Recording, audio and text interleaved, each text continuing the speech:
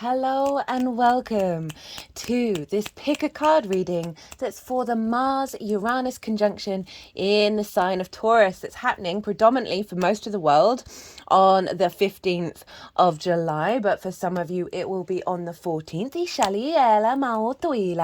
The last time that this happened was the 1st of August 2022. This is a 2-year cycle. We're not going to have it in the sign of Taurus for another 100 years, basically 80 years, essentially. So for some of you, you might have it again in your lifetime. But for most of us, this is the final conjunction here. My name's Chloe. I work with card divination, astrology. And as you just heard, and as you can see, I channel multidimensional energies through my body, both in the form of physical and vocal light language. All of this brings in healing, attunement, and activation codes to the messages that come through in these readings. And funnily enough, the physical movements that I do got activated by a Mars transit. My whole life switched from my old career into this with a strong Uranian transit. So I'm going to be breaking down some of the astrology before kicking off with the 3 piles. So the 3 piles here, we have the first one, which is I brought in some kind of grounding stones. I was drawn to these, and 2 of them are linked into the blood, and Mars rules the blood. This is hematite. For pile 1, he's got a lot of strong iron content, and Mars rules the blood system, right? What gets our blood pumping. And then for pile 2, we have this tiger's iron. And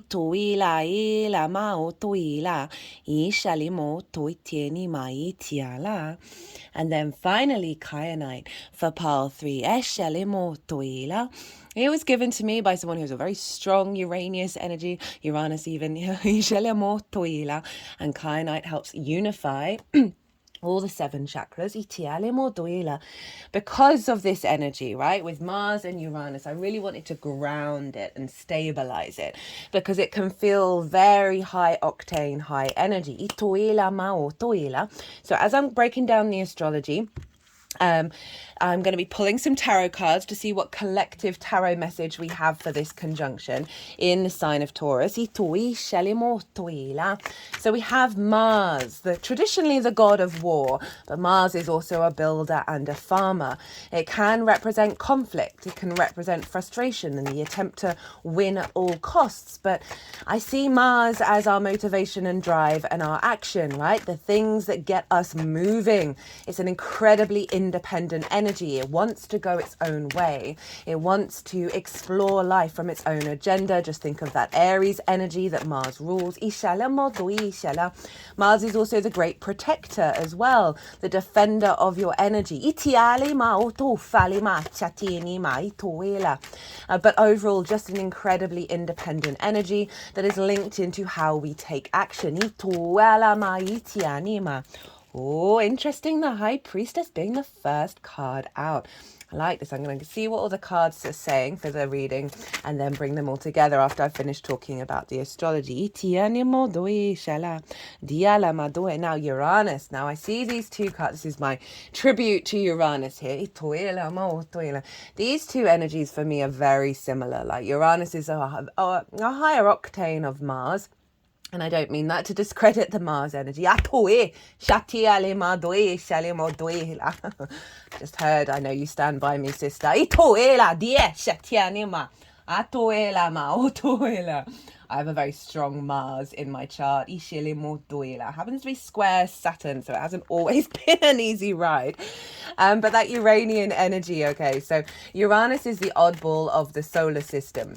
Its axis is different to all the other planets. Essentially, its axis is this way compared to everyone else who's this way. Its north pole points towards the sun. So however disruptive Uranus is in your life, and in general, its aim is the sun, right? It's the focal point is the sun. It's guided to the sun. So that vision, that clarity, that divine inspiration, is all absorbed into Uranus. All its moons are retrograde, which means it's incredibly intuitive about how to sustain your needs and your nourishment in terms of your soul's frequency, right? Uranus will come along and completely disrupt your life if you don't have the energy to do the things that you need to do in order to help nourish your soul, right? That happened to me. My whole life blew up. Work, living, everything completely blew up because I was in a situation where I felt very loyal. I felt incredibly drained. I didn't know a way out of any of the paths of my life, and I was miserable. I was so deeply unhappy, and I didn't have the energy. I couldn't see my way out, and I had a strong Uranian transit in the sign of Taurus that completely blew up my life, and I wouldn't be who I am today without any of it, even though it was incredibly disruptive. Because it can shake things up, right? I call Uranus the path clearer, the breaker of chains. It will do the dirty work for us, the difficult work, when we don't necessarily have the energy that we need to in order to reconnect back to our soul's frequency. But overall, Uranus is incredibly independent. If you think Mars is independent, two major arcana, love it. Incredibly independent. It is very maverick in its thinking. It can be quite contrary, right? Of like wanting to always be the odd one out just for the sake of it. But overall, it's very inventive, a very innovative energy. It's helping us break out of tradition, helping us break out of conformity, and really allowing us to walk our path, right? That is the agenda with Uranus. And with any strong Uranian energies incoming with clients, I always reference, okay, you need to figure out where your soul is unhappy and start doing the work now, because otherwise Uranus is going to come and shake it up. The nervous system, our blood circulation, all are involved with Uranus and Mars. Hyperstimulation, hyperactivity. You may find yourself around the exact moment of this transit just feeling very wired. I would chill on the coffee. I would chill on the stimulants because that energy is going to be around already and it might be a bit disruptive. But this is an incredibly empowering transit. In the sign of Taurus, ruled by Venus. Today is Friday, Venus's day, so we're bringing in the Venusian energy. And Taurus is our first personal connection to Earth, right? To the material realm, to our physical senses. Jupiter has just left there, is now in Gemini. And the Jupiter transit really helped us tap into the embodied wisdom of what is your body trying to tell you, being able to listen to that body and hear the whispers. To trust in the body and what it's telling you. We had a very powerful Jupiter-Uranus conjunction. Also did a pick a card reading on that. Pick a card readings, they're all in their own playlist. They're really easily accessible. That instigated a 13 to 14 year cycle between Jupiter and Uranus, right? So now we have the Mars-Uranus conjunction, which is close, very closely aligned to the previous conjunction between Jupiter and Uranus. So now we got clues back with that Jupiter-Uranus conjunction. Actually, I'm going to pause. I should have checked the date with that one. I'll come back to you. I'm so sorry. Like, dates and me never really, funny for an astrologer, but there we go. 21st of April. So around that time, you would have got clues and synchronicities around the longer term 13 to 14 year cycle of wherever Taurus falls in your chart, right? And the house that it's in and the themes of that house. Now, with Mars conjunct Uranus, we are getting an alignment with our motivation and drive and our action in regards to that bigger cycle. So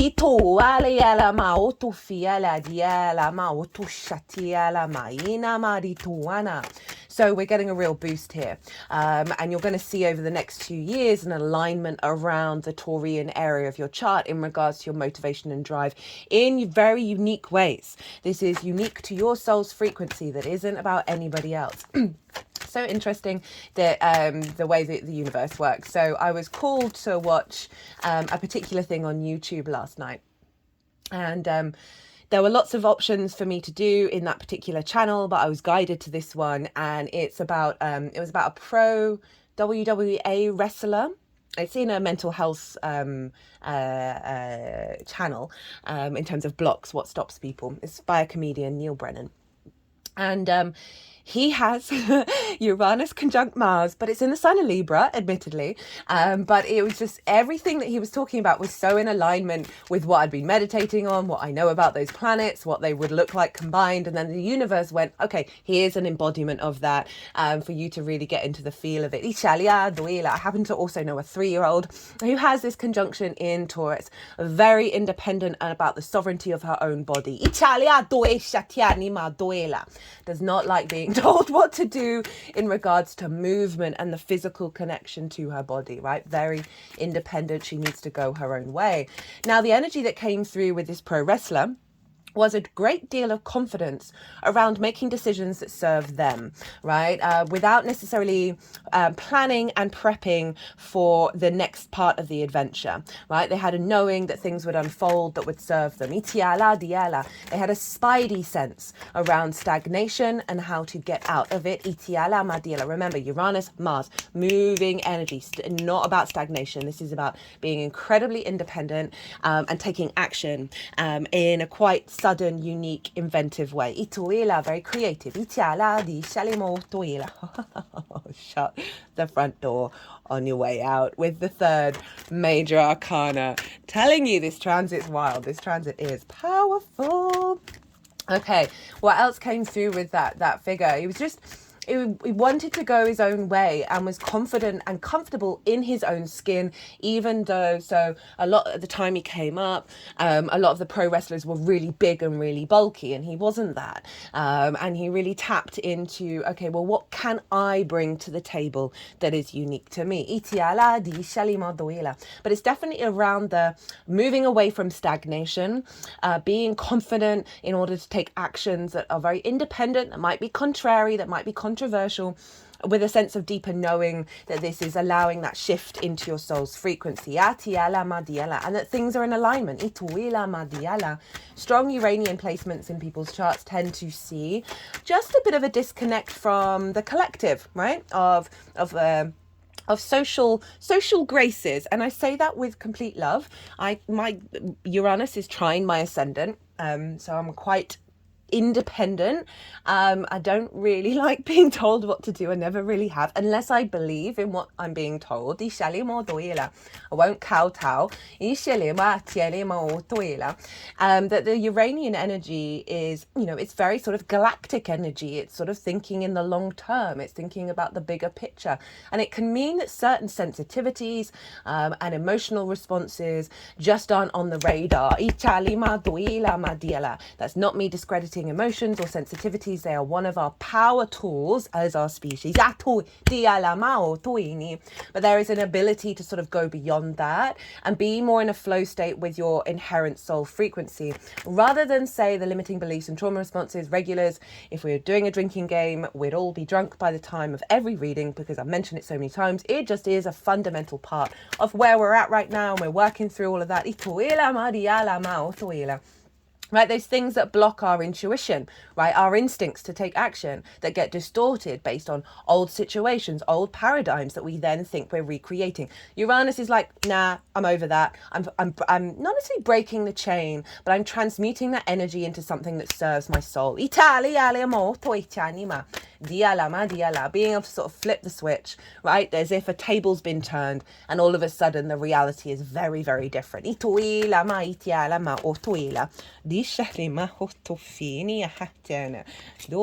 are first minor arcana, but it came out with the Fool.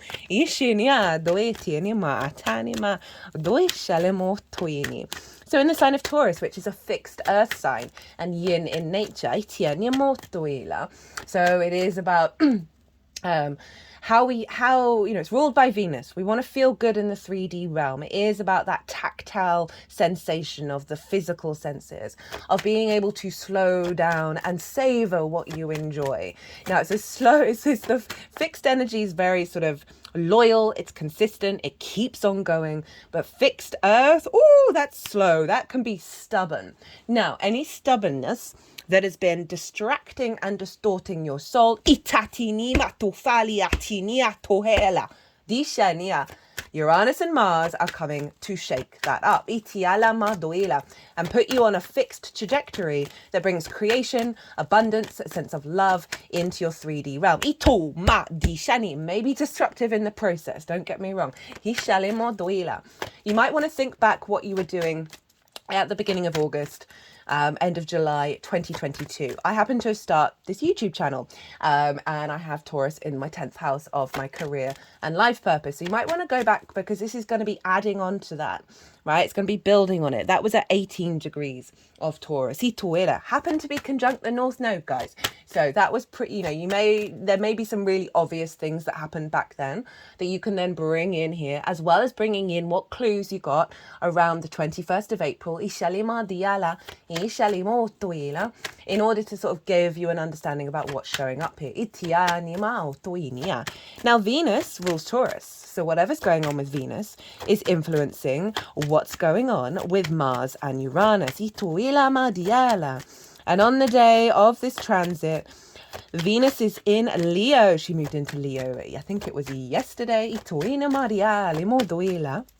You know, very passionate, very heart-centered, you know, ruled by the sun. And there is, again, another fixed energy. So we have fixed on fixed here. And we had that Venus retrograde last year. So we've really got a very strong Venus coming into the sign of Leo, having worked through a lot of issues around our heart space and how we connect to love, right? How do we express that sunlight in a way that serves our inner energy as well as our external energy. You might want to go and look at the Venus retrograde in the sign of Leo transit, just to get a reminder of what was going on there and what we've learned and how we've grown. Now, Venus at the time of this energy, so she's influencing from the sign of the sun, right? So there's a real sense of vision and clarity, an illumination, a vibrancy and energy. Some fun and some play coming in with that Leo energy. She's conjunct Vesta, which is an asteroid. And Vesta, I'm a fan of Vesta. And Vesta represents our inner flame, right? Our initial soul contract and the purity of that. Mercury just traveled over Vesta in alignment with that Cancer new moon, which was reigniting our connection to wherever Leo falls in your chart, the soul contract that we signed up for. That's the inherent one, not the ones that have splintered off from that inherent soul frequency, but the first one in regards to that Leo energy. And so it's in regards to your heart space. It's in regards to the capacity to maintain your fire. Fixed. You know, big love bug energy. Now, Venus, she hasn't quite made a conjunction with Vesta yet, but she's coming towards it. And so this is honoring our love, our connection, our appreciation, our grace, our favor, our diplomacy, our creativity, in alignment from our heart, itoila, with this Vesta energy, right, of devotion and dedication to the purity of that initial contract. I say purity, really mindful, it's quite loaded word, but my brain hasn't thought of one that isn't quite so loaded. And she's opposite Pluto over in the sign of Aquarius.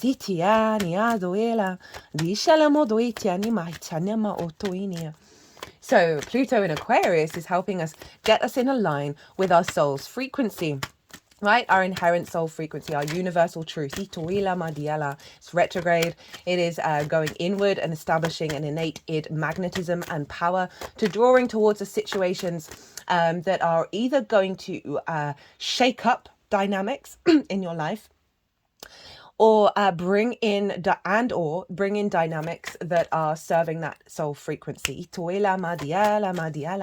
That sort of bigger picture energy of Aquarius, very utopian in nature. You know, Uranus is deemed to rule Aquarius. Personally, I work with Saturn. That's how it's shown up for me in my work. But Uranus is strongly linked into Aquarius. There's no getting around it. Of thinking of the future, of moving forwards, of not being stagnant, not being stuck in tradition that binds us in a way that does us a disservice. And so Venus is being heavily influenced by honoring our soul contract with our universal frequency of Pluto. And at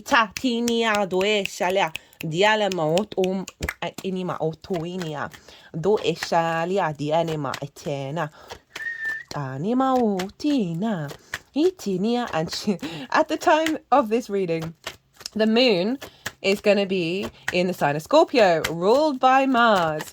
And so squaring Venus, also squaring Mercury and Vesta. I love a moon in Scorpio, even if it's deemed to be in its full, it's so empowered. It's so like, I want to swear, kind of FU energy, but in a way where your emotional fixed energy isn't being distorted by the external world. There's a confidence to the moon in Scorpio of being able to see the brutality of existence and keep going. To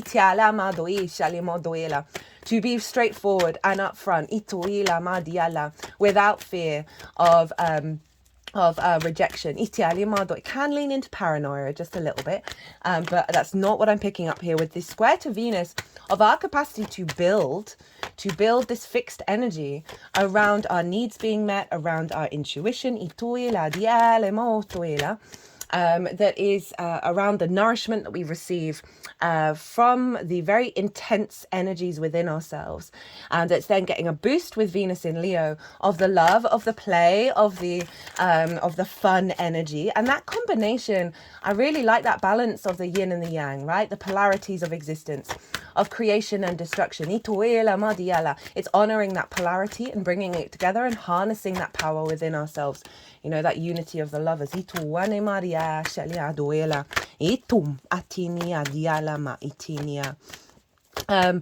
the sun is ruling Venus. So that Leo energy is influencing Mars and Uranus, and then the sun over in the sign of Cancer,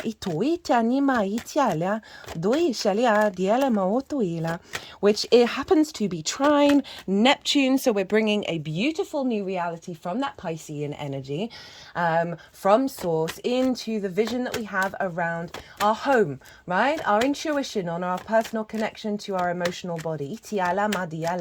Again, a strengthening of the energy that got worked through with the Cancer new moon. If you haven't seen that series, that's a big energy that's linked into January next year. And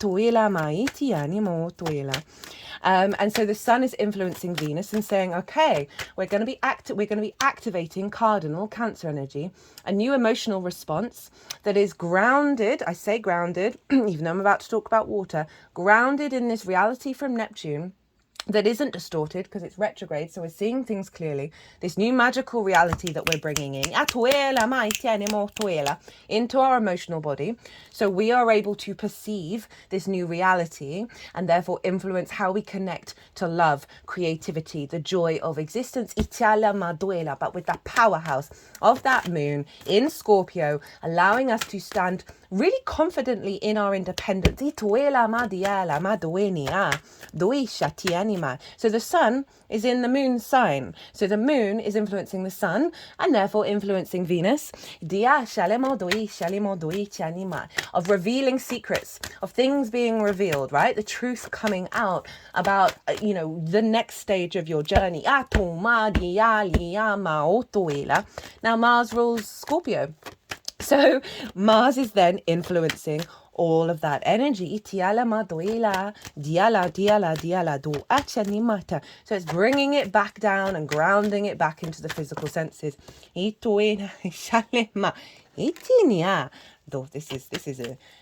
enjoying this reading. So in terms of the feedback loop of influence, we have Venus being governed by the sun in Cancer. So we have Leo, Cancer, Scorpio, then back to Mars. So we've got the two luminaries and Venus and Mars influencing this energy. We have our vision, our clarity, our animation, our divine will, our divine inspiration of the sun, right? Our purpose, with the moon, our intuition, our emotional body, whether our needs are being met or not. How do we give and receive nourishment? They are, they're not quite by trine, by aspect, but they're both in water signs. So there is an element of a deep connection to our water, the memory that we have in our water. Go watch that Cancer reading, the Cancer new moon reading. I talk about that a lot. of having more trust and nourishment in the water in our bodies, in the water in our lives. And then that's all being in alignment with Mars and Venus. Now, Venus is our pleasure, our desire, our love, our connection, our harmony, our creativity. And Mars is our passion, our drive, our motivation, our actions, our stimulation. Ituela, Diala, these two personal planets and two of the luminaries are really coming into union with this longer term cycle of how we take action that's in alignment with our desire of feeling good in the 3D world. That's activating a stronger connection of our intuitive body, that's communicating our emotional, intuitive body, that's communicating to our physical senses in order for our instincts, fire, Leo, to be able to take the action that it needs to take. Ituela ma diala, atume diala ma diala. Okay, let's get a final card. And then we'll do the tarot. Ituinima. That's not one card. Diela motofienia. Otoenia. Etuhinea. Doishalema. Hutofini. Dala. Doeni. Dashana. Oto etinia. Okay, these are quite... Hello, Mars. Ituinia. Diala. Dieliania. Doshanima. A lot of major arcana. Atini. Right. We've got that King of Cups showing up, who showed up for nearly everybody in the Cancer new moon. Okay, so let me just get these energies to do what they need to do with where these cards want to go. Ishilemo tuila. Dientinimo tufitiania. Doetiania diala. Diela ma o tuinima. O tuinima. Di shalama di ela, doinia di alia, doinia di alima di etenima, atoenia, doila, do shalama di tin tin tin tin atum, atum, atum, atum, e ala, dini atum, atum, denia do shalima. Right.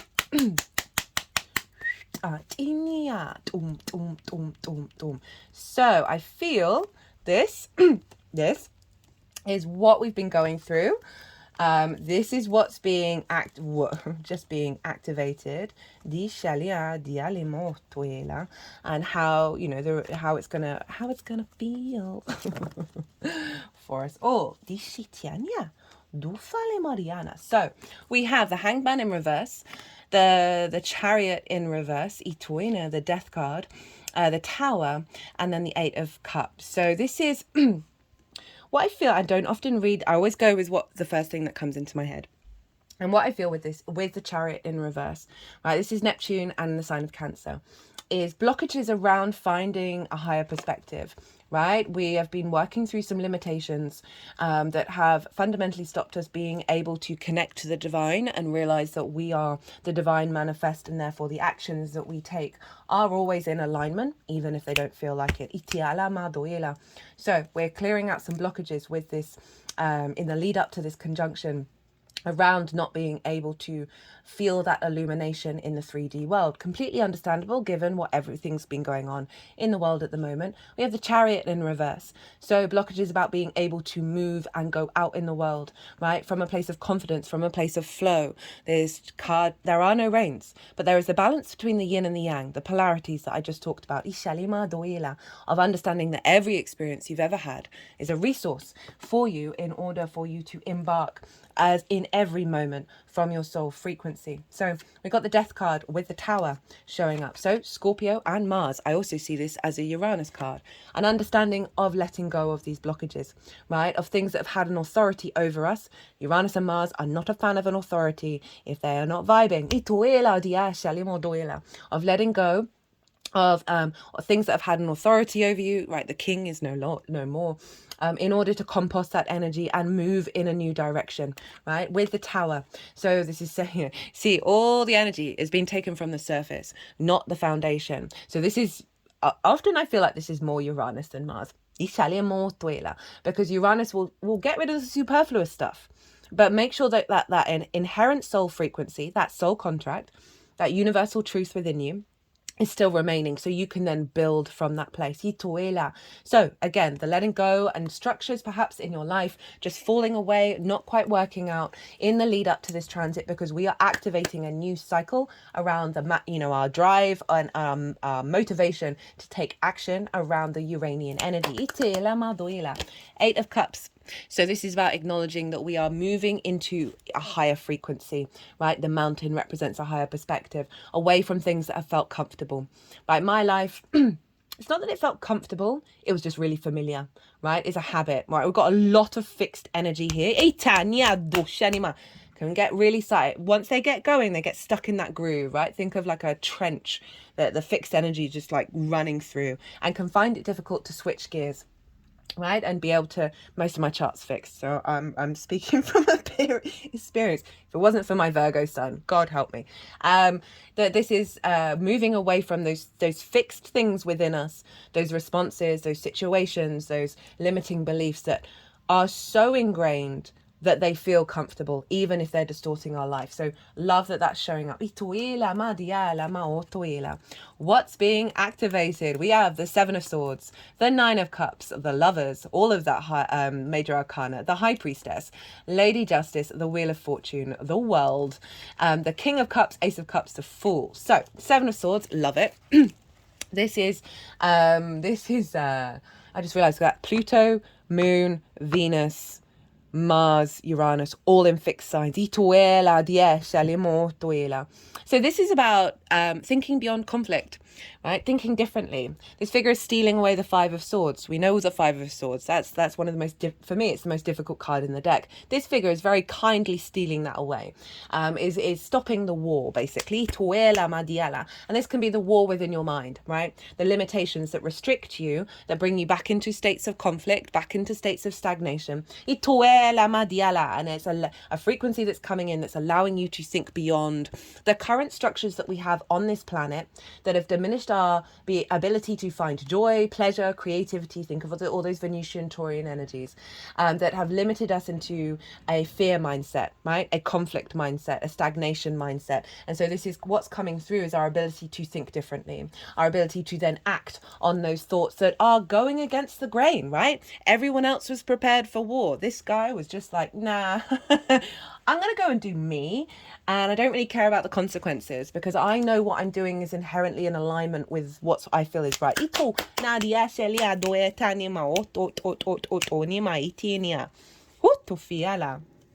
Nine of Cups. Feeling very confident. Feeling very confident about who you are, what you're doing, and the actions that you're taking, right? And not being in a worry state, not being the Nine of Swords, right? The Lovers, being in union with self, so you make the right decisions when it comes to big moments in your life. It's also Gemini energy. We got Jupiter over in Gemini, who is bringing in our capacity to find wisdom through play, creativity, and trying lots of different things. So there may be an element around that of exploring, experimenting, in order to tap into what your instincts are telling you around where to go, right? And not taking, right, so being very mutable, right? Even though we've got all this fixed energy of not putting any expectations on how things are going to unfold, just tapping into the frequency of, I'm in this moment right now, and this is what I'm doing. This is also about falling in love, right? So falling in love with whatever theme it is that's showing up for you in your life in regards to the Taurus area of your chart. As I said, the union of masculine, feminine, and spirit within us all, right? We have all of these energies within us. And through that union, through that full integration, we are able, as I said earlier, to make the right decisions that serve your soul's frequency. High Priestess. So it just talks about some action energy. And now we've got some big yin energy showing up here. This is the moon herself. This is your higher self manifest. She is balanced between the material and the metaphysical world, the yin and the yang, the light and the dark. She knows, she has faith and trust that what's going to unfold is bringing about nourishment to her needs, and a sense of abundance, right? So there's a real powerhouse of strengthening all that water, strengthening of your intuition, giving you a deeper sense of faith within yourself, that things may not unfold in with your expectations, but whatever does unfold is in alignment with that soul frequency. Heightened intuition, which is what I was talking about. Lady Justice, soul contract.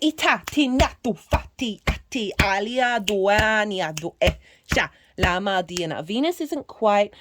Venus is trine the North Node, and by sign sextiling the South Node. So I'm not surprised we've got some node stuff coming up in alignment with the big eclipses around the Aries energy, Mars energy of the I am, right? Working through life from your own experiences rather than being told what to do. It's not about not listening to other people, but it is inherently learning to trust yourself. But this is Libra. We are refining the Libra area of our chart. We are releasing soul contracts in order to bring depth and nuance to the root energy. Things coming into balance. Being able to observe one's life with objectivity and empathy and making the right decisions. But I genuinely feel like that's an alignment with your intuition around your inherent soul contract in how you take action. The Wheel of Fortune, hello, Jupiter. Fate is changing. Things are shifting that are bigger than you, that are going on in your life, right? This is also an acknowledgement of tapping into the energy of Jupiter, right? The jovial spirit, the generosity, the seeing things in a positive mindset while still being objective about what's going on, right? We can spin it any which way. It's not about suppressing your emotions, your pain, your grief, your frustration, but also acknowledging it is genuinely all about perspective. Do we see the cup half empty or half full? With the Wheel of Fortune showing up in the upright, it's saying there's a frequency around here with that Nine of Cups and a confidence around how things are going to unfold without needing to know all the details, right? It is just simply about operating from your frequency. Know thyself and the world will open up to you. Hello, Saturn. The more that we know ourselves, strangely enough, the less boundaries we need. We need zero. However, it takes a little while to get there, and we need to set healthy boundaries in order to reestablish our power, our energetic power that is no longer we're not giving that power to the external world, where it's contained within ourselves. And when we do that, when we go through those stages of really deeply knowing your core self, you act on that core self, you no longer get distorted by what other people are doing. That's on them. That's their role. That's their life. That's their path. You're on your path. And when we do that, we clear space for Source to then co-create. And that opens up the world to us because we're no longer in a state of limitations and a state of restrictions. There's a confidence here. There's a level of inner completion within yourself. And it's also about going out in the world. That this process, this experience is taking your unique frequency, your original frequency out into the world. We also have all the fixed signs here, so doubling down on that fixed energy of you're gonna be able to maintain it. Keep going. King of Cups, Ace of Cups with the Fool. So King of Cups showed up for nearly every sign in the Cancer new moon reading. This is being in the eye of the storm, and this is acknowledging that you are in the eye of the storm, that there is in fact a storm around you, but you're okay. You're not, this is about emotional control and how your emotions aren't being distorted by the external. They in fact become your powerhouse of your tools, right? You are able to act on them from a place of sovereignty, a sense of maturity, your heightened intuition, a sense of love, a sense of imagination, to be able to act on this, right? Be able to act on your imagination. Again, not getting distorted and being very sovereign in your nature about how you take action. Remember, we had all that water energy, sun and moon, both in water signs, Neptune and Saturn also in water signs. So we've got this real strengthening of maturity. Pallas Athena is also in Scorpio. Talk about her in the Cancer new moon video. It's about embodied wisdom and strategy. Lots of mature energy around how we engage with water. This is going to give a sense of a deeper connection to water and the understanding the mysteries of it, the wisdom of it, how so much memory is stored in our water, in our bodies. King of Cups showing up is saying, okay, we're going to facilitate strengthening and maturing that energy so your physical body has the capacity to take action in regards to elevating your soul's frequency. Ace of Cups, renewal, a sense of peace, an overflow, an abundant energy when we tap into love, when we tap into our intuition, and that is governing the Fool, right? The Fool is one of Uranus's cards. This is about going out in the world and experiencing it, right? It's left the village. It's not conforming anymore. It's breaking the rules, and it's going about life. It's about to leap off a cliff, and it knows a new reality is going to turn up as soon as it does so. This is the Sun Neptune trine. Oh,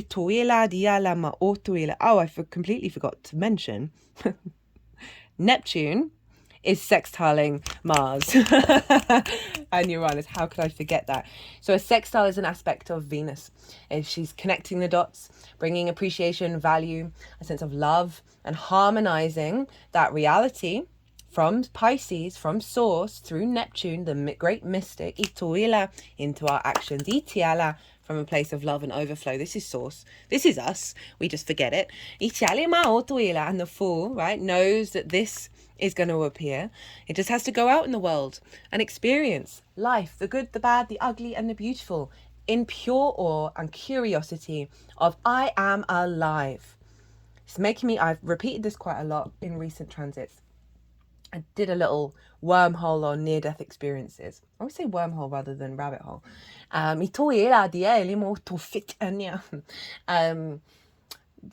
the vast majority of people who've had near-death experiences, even if they've had difficult lives, and there may have been certain circumstances that were not accidental, across the board, they're all like, this is where we're supposed to be. This is the dimension. This is where we want to be. This is where we create. This is where we exist. That's the Full energy of like, no. This is it. I'm here. I'm alive. This is cool. Right, I know that can be difficult with lots of difficult things going on. And it's never about negating that sensation. You are a multifaceted, multi-dimensional being who has the vast capacity of being in the eye of the storm while still experiencing the storm at the same time. Ituela. 3 of Cups, 10 of Pentacles. Union, flow, celebration, abundance, very Venusian Taurus energy, right? Of the harvest there, of connecting, of feeling love, of feeling appreciated, enjoying life. With the 10 of Pentacles. This is long-term legacy energy.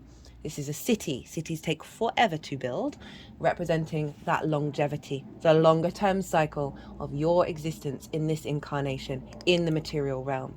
We have the nuclear family and the elder covered in esoteric symbols. This represents the blending of the physical with the metaphysical, with the spiritual and the mundane. When we do that, when we're in alignment with that, that's when we're co-creating with the universe, and that's when we tap into our legacy energy. But I love that being the last card, as you know, all this cycle is bringing us in to alignment of where we're headed. Right, okay, so that all went on a little longer than anticipated. I'm going to start with pile 1. I hope you enjoy this reading. I always get a lot of fun, have a lot of pleasure and joy out of these. I haven't read any of the cards. I do not know what they are. I'm going in blind as much as you are. Would love to hear which pile you connected to and whether it resonated. So drop a line in that comments box. These are a lot of fun. I really do enjoy doing these readings, and I hope you enjoy these as well, and they give you the support and understanding of the energy around you for this conjunction that's going to take us for the next 2 years when we'll have it in Gemini. Well, hello, pile 1, and welcome to your pick a card reading for the Mars-Uranus conjunction in the sign of Taurus on the 15th or 14th, depending on where you live, of July. You've picked the pile with the Hematite.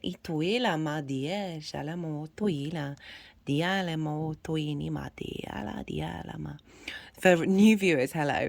I channel multidimensional energies through my body. You just heard some vocal light language, and there's some physical. All of this brings in healing, attunement, and activation codes. It will be going on throughout the reading. So this is what's here, the Hematite, and it's used for grounding and balancing. It's helping transform negative energies into a more positive vibration, aiding in mental clarity and emotional well-being. helps with circulation and the blood, and Mars is very much linked into our blood circulation. It's iron, right? And Mars is linked into iron. It's a very protective stone, and it helps protect and safeguard against negative energies and provide a protected shield around the body, especially around astral travel.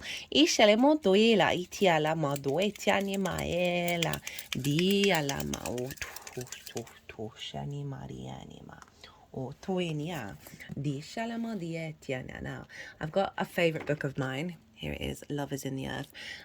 One of the best crystal books I think I have ever come across. It's one of those things that you buy, you're never going to need anything else. Right, so let's read what Melody has to say, what she channeled with the hematite. It's called the stone for the mind, and it helps to sort out things in one's mind and can be used for mental attunement, memory, enhancement, original thinking, itiala, and technical knowledge, right? Uranus can be very sort of the future and technology, but I like that original thinking coming in. It's this one in development of both mental and manual dexterity. Although the stone enhances mental capability, it provides for a calming atmosphere concurrently, and in addition encourages one to reach for the sun. It helps one to realize that the only limitations which exist are those self-limiting concepts within the mind. Very much sort of pretty much summing up what I said in the astrology in the introduction of this video. Is capable of helping the body to remain cool or of dispelling heat at a physical level. Right, the Mars-Uranus conjunction, we can get very hot, very overstimulated. So I'm so glad I got drawn towards this crystal for this reading. It facilitates balancing of the yin-yang energies. The magnetic qualities of the energy to balance the meridians within the body and to provide a stable equilibrium between the ethereal nervous system and the physical nervous system. As I said, Uranus is very much linked into the nervous system, so I love the stabilizing of the multidimensional sphere of that system in your vessel. It assists in the focusing of energy and emotions for balance between the body, mind, and spirit. It also assists in the dissolution of negativity, transforming the negativity in a dissolved state to the purity of universal light of love. It can be used to stimulate the desire for and to facilitate the attainment of peace, self-control, and inner happiness. It is also conducive to enabling one to enter into a loving relationship. It is said to attract kind love. It helps one to obtain a soft meditative state, providing for smooth grounding and bringing tranquility and emotional clarity. Diala can be used in the treatment of leg cramps, blood disorders such as anemia, nervous disorders, and insomnia. It can also be used, it helps with realigning the spine. Placing a piece of hematite at the base of the spine, on the area of misalignment, and on the top of the spine, has provided adjustment to the vertebrae. Oh, I'm going to try that. So that is hematite. Powerful energy, and there's some strong themes linked into these readings. So let us begin. Interesting. I was just guided to put it near my piece of moldavite, which is made from a meteorite crashing onto the planet. Very sort of ET energy, very galactic energy, and Uranus is very much connected into that. So let us get on with reading what's come up in these oracle cards. I have not read any of them. I've also pre-shuffled a little mini tarot reading for you just before I started this video. So we have the Shapeshifter. When that came literally flying out when I was, and this deck isn't always very receptive in that way. It did make me chuckle. This does feel very very fluid in its nature, very sort of Uranian of our capacity of being many different things at once while still being very unique to our own journey. The trickster, the elusive, the formless. The Shapeshifter has a love of theatre, games, and trickery. Its energy appears as one thing, only to reveal a more complex story below the surface. The Shapeshifter is within all of us to some degree. It is the side of ourselves that is slippery, non-committal, and experimental, and longs to dismiss the rules. Very appropriate for Mars and Uranus. We need its energy to adapt to the ever-changing landscape of our existence. When the Shapeshifter card appears, it's important to imagine you are looking at life through a kaleidoscope rather than a single focus lens. At any moment, the scene may shift, revealing a more enchanting vision that you imagined. Be wary, though, as the allure of the kaleidoscope can leave you exhausted and yearning for solid ground. Dancing long-term with the Shapeshifter requires a central pillar of integrity that links us back to our center. When light, vibrant, adaptive, and humorous. For those of you who didn't catch the introduction, I talk about the astrology in way more detail. And I also did a collective tarot reading, and a lot of the vibe that came through with that has come through in this single card. Diala, the ultimate shapeshifter, works undercover in service of the greater good. The diminished shapeshifter becomes a people pleaser. So again, very unique energy, and again, the multifaceted energy that we have within us of getting out of a rigid structure in how you understand the path that you're walking on. This is allowing more the magical reality to come through and you being able to play within it. Ituela, diala maduela. I like that at the end of like the central pillar of integrity, right? That solid ground. This is happening in the sign of Taurus, right? So if that overstimulation, that sort of exhaustion comes through as you go through the journey with this Mars-Uranus conjunction of following your instincts around your motivation and drive to walk your soul's path. When you're feeling that disruption, feet on the ground, bare feet on the ground, go do something that just puts you very present on this planet. We are galactic beings. We are also earth beings. It's about the union between the two. And I like the integrity as well, because when we walk our talk, and again, I talk about this in the introduction, we are no longer being distorted by the expectations and the assumptions of the external world, right? When we know in our soul, in our heart, that what we're doing is in alignment, right? That we've done the deep work and we're confident in the actions that we're taking. It frees you up, right? It frees you up to be able to be confident in the path that you're walking, because you know nothing can touch you. Well, obviously things can, but that I hope you understand what I'm saying in that regard of just not conforming, right? People pleasing. That's the opposite of what Uranus and Mars's agenda is about. Now we have skywriting the fates. This is from the Shaman's Dream Oracle. All the decks are in the description box, by the way. The fates, that which we cannot change, non-judgment. It is written in the sky that you have a destiny. You are being invited to explore certain aspects of life unique to you and you alone. That does not mean that your path will be easy, paved with gold and littered with diamonds. Nor does this predict that your journey will be treacherous. It is just your path. It's so funny, this path energy. This is Uranus for me is the path clearer. It will come and sort us out if we can't quite do it ourselves. Which parts that cannot be changed and must be radically accepted as they are. It is just your path with parts that cannot be changed and must be radically accepted as they are. In this way, whatever you are faced with, every single aspect of your life is perfect in its imperfections.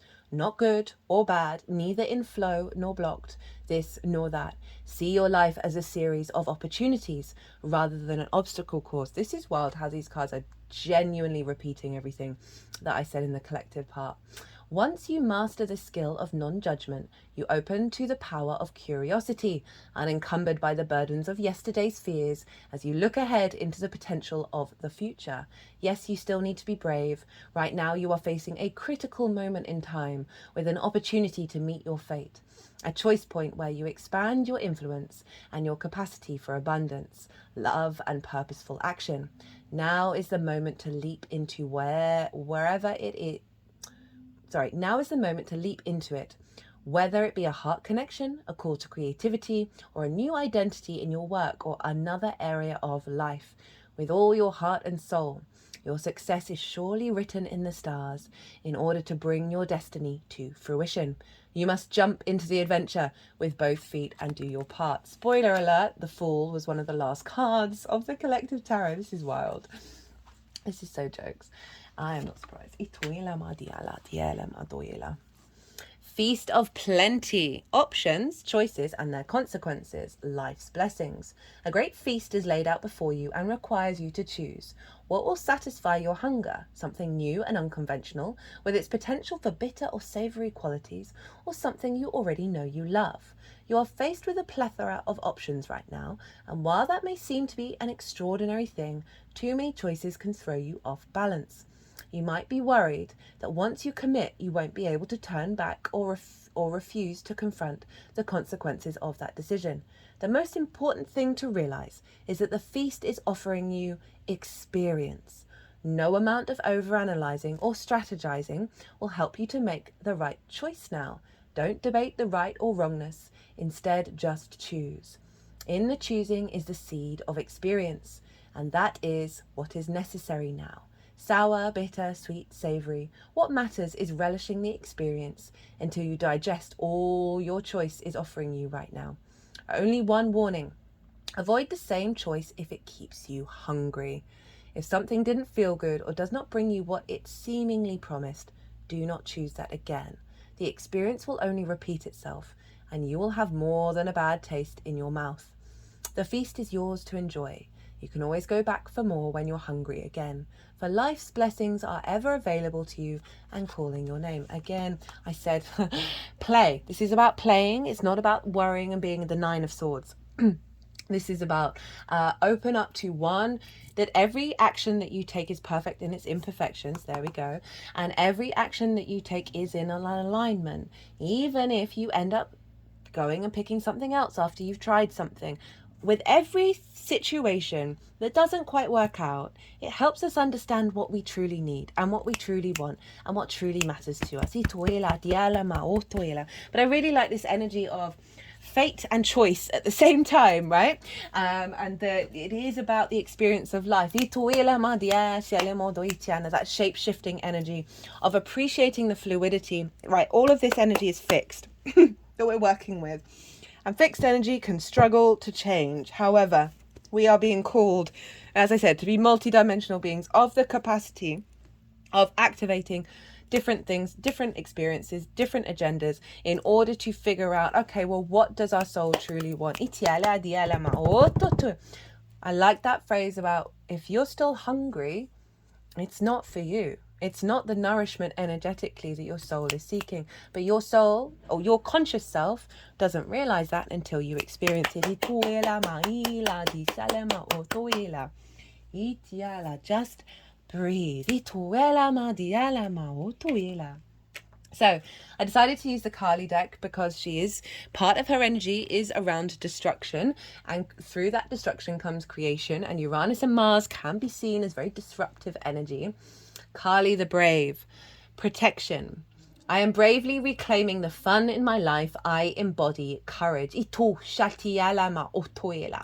Cast your mind back to the carefree, thrilling days when simple things made you laugh and having fun was at the top of your list of priorities. Singing, dancing, freedom, excitement, no responsibilities and not a care in the world. How Uranian. And now you're here with stresses and strains, dragging yourself around at 1,000,000 miles an hour, trying to join the dots and manage the trials and tribulations of life.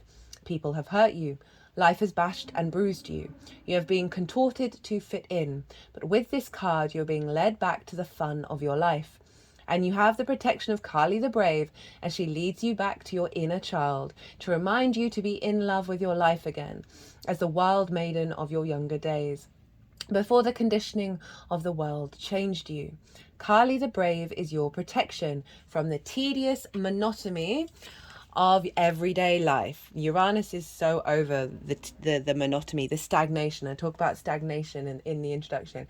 Lifting you up above the preconceptions of others for you to feel totally safe in your own skin and remember the fun of living.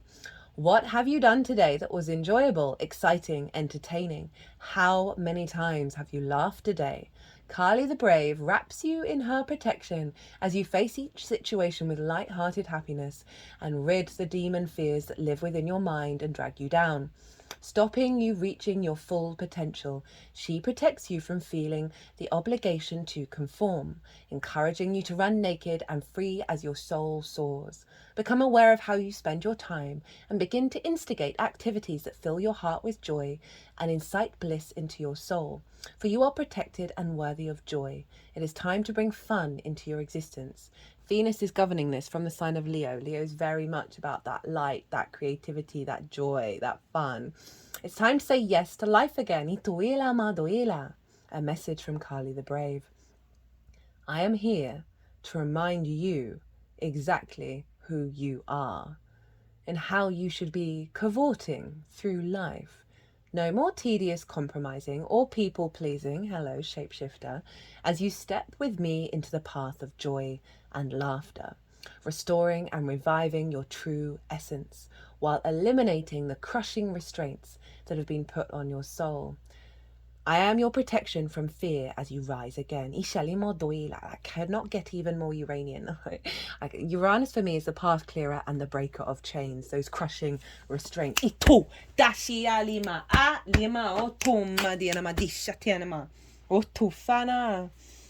Woo! Okay, next up is the halls of learning. Spirit guides, confirmation, great lessons. This is from Carl Gray's Gateway of Light Activation Oracle. The halls of learning, also sometimes known as the Great Halls, are an etheric retreat dedicated to spiritual knowledge. They are a training space for all souls, including those on earth, spiritual guides, and those between lives. They have been visited by many spiritual seekers, seers, and mediums over the years, and have been described as a giant, somewhat gothic, university building with marble flooring, spiral staircases, and tall bookcases. Some have said the halls are the home to the Akashic records, while others has wondered if they are connected to the halls of Amenenti. I can confirm that these are actually two different retreats. Ultimately, this etheric retreat is an ancient mystery school and is particularly powerful for those who are opening up their psychic and clairvoyant abilities. If this gateway comes to you often, it brings confirmation that your psychic gifts are strengthening. Also, if the idea of an ancient mystery school, seems familiar, good chance that you've been here before. These great halls are held within the heart of Source and are a projection of the divine mind's infinite intelligence.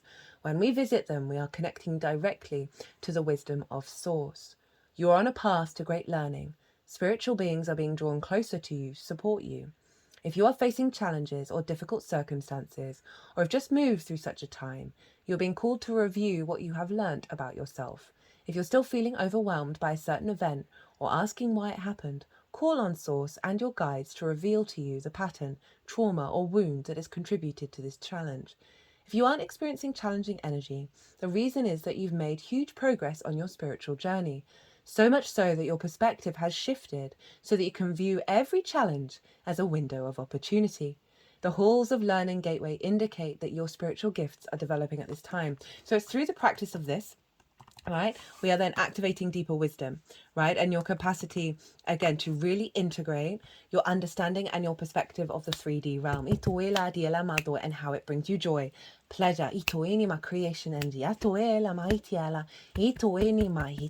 So great wisdom is coming through these experiences.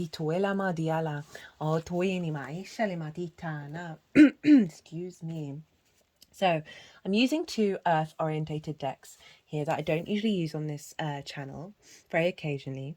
The first is the magical botanical deck, and then the next is the spirit of nature, as we are dealing with Taurus, and Taurus is the first earth sign. So we have the moonflower. Moonflower is a relative of morning glory, and while both thrive in the full sun and heat, the moonflower only opens in the afternoon and remains open in the late evening, unlike the sunrise greeting, morning glory.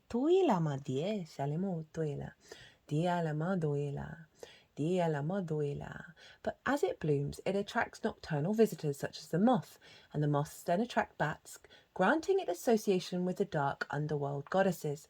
Today's witches use it as a lunar herb in moon magic for clear and prophetic dreams, opening to psychic powers and enhancing divination. I've got a doubling down on that energy, as well as just having clearer intuition, right? We're all intuitives. We just do it in very different ways. A strengthening of that and a wisdom with that.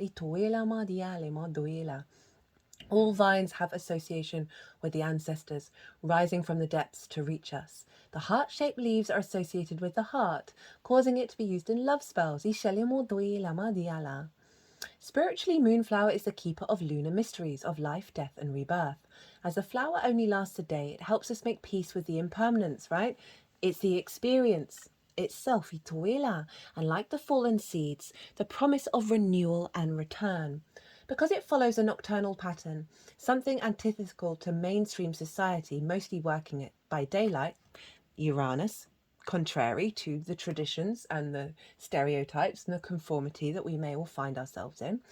It encourages us to find our own rhythms, there we go, patterns and creativity in the night. So for some of you, this may well be about spending time in the evening to get creative, get playful. As a flower essence, Moonflower is said to help us with issues of abandonment and betrayal. Things we did not see coming, as the moon's light often casts an illusion as much as it illuminates. So Uranus can shake things up. Mars can be a bit of a conflict energy. So there's no getting around that energy may be involved in this unfolding of this 2-year transit, as it often always is. And I love that this is shown up as it's acting as a balm, that protection energy with Kali, with this Moonflower, of helping you navigate those situations without a lack of perspective and a more deeper connection to your intuition that is nourishing you rather than distorting. Things we did not see coming, as the moon's light often casts an illusion as much as it illuminates, depending on how clear we are with our own emotions. Right, so that's what I was just talking about with that Kali energy of your confidence within yourself, allowing you to see clearly. Moonflower indicates finding your creative power by breaking patterns and rhythms and finding your own way. You will attract the allies that are able to help you if you do follow your own way, your own pace, and that is the secret of unlocking your magic. As Moonflower floats in the darkness, aided by her allies of the bee, moth, spider, and dragonfly. The affirmation for this card is, I open in my own time and in my own way.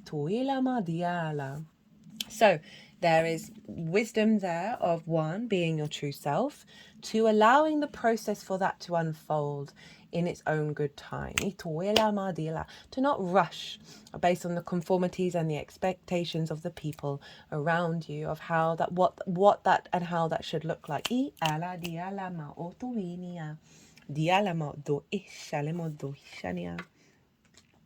So we have, this is based on the ancient wisdom from the Green Man and the Celtic Ogham tree alphabet. The Green Man wisdom with the gorse. Fertility wakes a fire in the mind. This refers not only to the earth's fertility or that of humans and animals, but also to the mind's productiveness. For the Green Man suggests that the richness of human imagination awakens a fire in the mind. The fertility of the earth and the human inspiration are linked in other ways. Many of our most inspired moments take place in landscapes dear to us. That's what I said about feeling overwhelmed, but this is adding on another layer of it, of barefoot on the grass, right? Getting into nature to also find that inspiration. Gorse's vitality and energy link it with the strength of life itself in all its aspects. Wherever it grows, it encourages us to listen to our creative instincts and tend to the fertile garden of our imagination. So more creativity coming in. In doing this, we can find happiness and the answer to all kinds of problems. Just as the ecstatic profusion of gorse inflames the land, so the impulsive connection between ideas in our head sets up its own passionate dance in our lives. So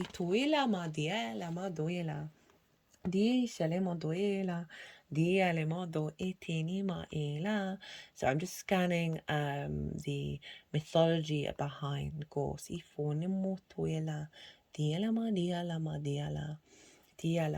Gorse flowers virtually all year round. So rather than that short period of time with the moonflower, you've then got a very strengthening perpetual motion with gorse coming in. Wherever it's seen, its golden colour is particularly heartening. When the gorse is in bloom, kissing is in season. This implies that love is permanently in the air. Venus, goddess of love. This is about falling in love with your creativity, definitely. The yellow flowers of the gorse in full bloom, along with its evergreen leaves, inevitably link it with the sun and life's eternal nature.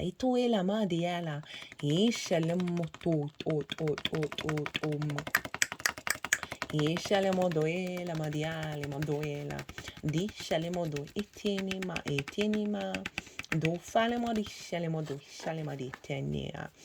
Is saying that the god that this is linked into, Lu, was also the god of inspiration and skill, and carried the great spear of light that would indeed raise a person into a state of inspired ecstasy. Atuela madiala. It's the phrase of the many gifted. Itum at inima ot. Very big, beautiful energy showing up there. Itu fini. So the phoenix and the ocean. So the phoenix, this is from the Tantric Dakini oracle.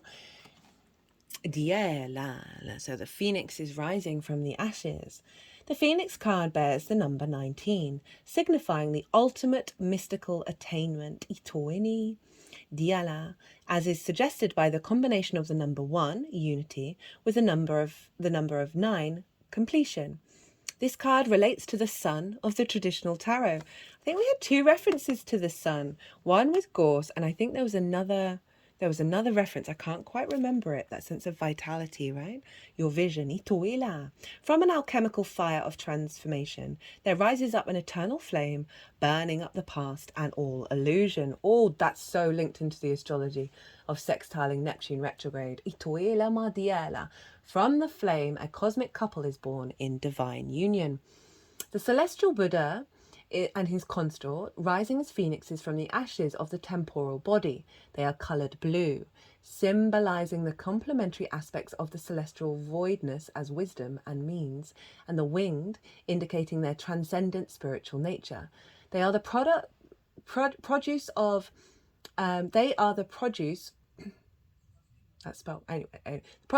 the philosopher's stone, described in the classical texts of the school of Agrippa, as fed with the fire of the father and the ether of the mother, the first of which may be understood allegorically as food and the second as drink, without which the phoenix will not attain full glory. The text I love the reference of food and drink and Taurus. Feed the bird and it will move in the nest and then rise up like the star of the fermentation.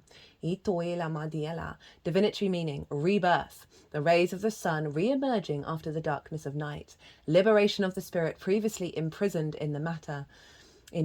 Fire levels all things, reducing all the structures of mankind to ashes. Out of the ashes of the fire of passion, there arises the capacity for selfless love. Meditate on this aspect and on its power of transmutation. For to love is to see love everywhere and in all things. The indication of this card is success. Ooh, love that. Love that. Very self-explanatory, tying in a lot of the other things that we've talked about already. And now we have the final oracle card. I'm quite amazed. I mean, this does tend to happen with these bigger card readings, that their cards are so in alignment, and I don't look at them. Like when I'm shuffling, I turn them all up this way around, and I don't peek. The ocean, final oracle. The unconscious, the depths, the incomprehensible. The power of the ocean is unmatched. That happens to be where Neptune and Pisces are at the moment. Sorry, Neptune and Saturn in Pisces. To step into its salty waters is to step into the unknown. By its sheer volume, the ocean represents the unconscious, all that is beyond our understanding. We cannot live within the ocean. We cannot claim it, manage it, or own it. It rejects our every attempt to dominate nature.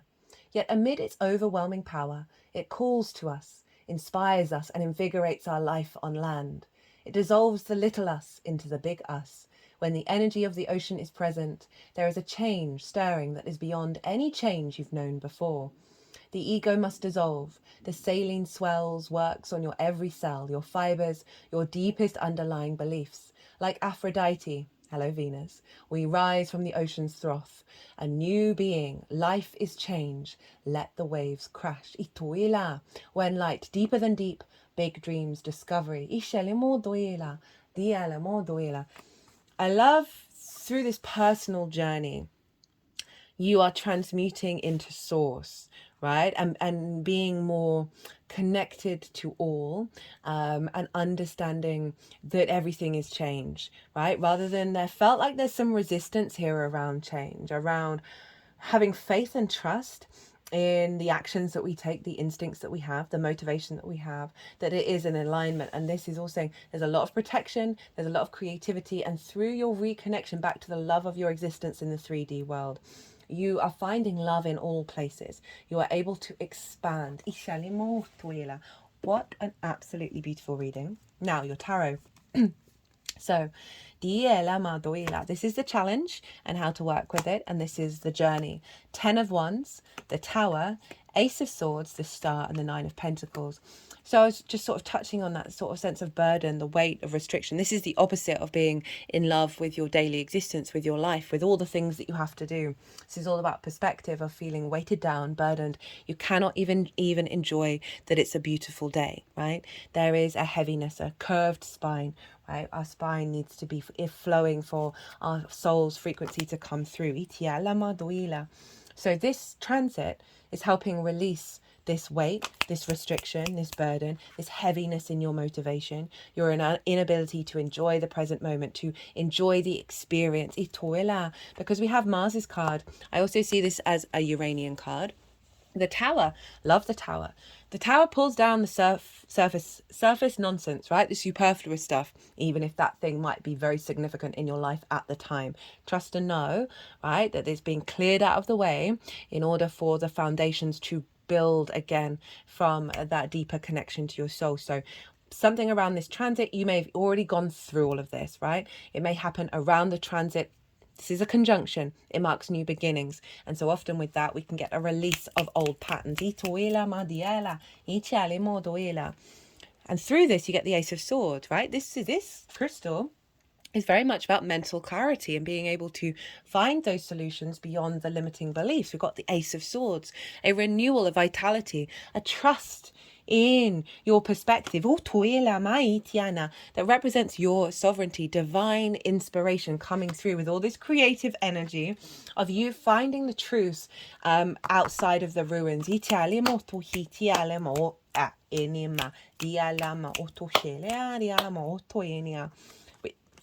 then get the Star with the 9 of Pentacles.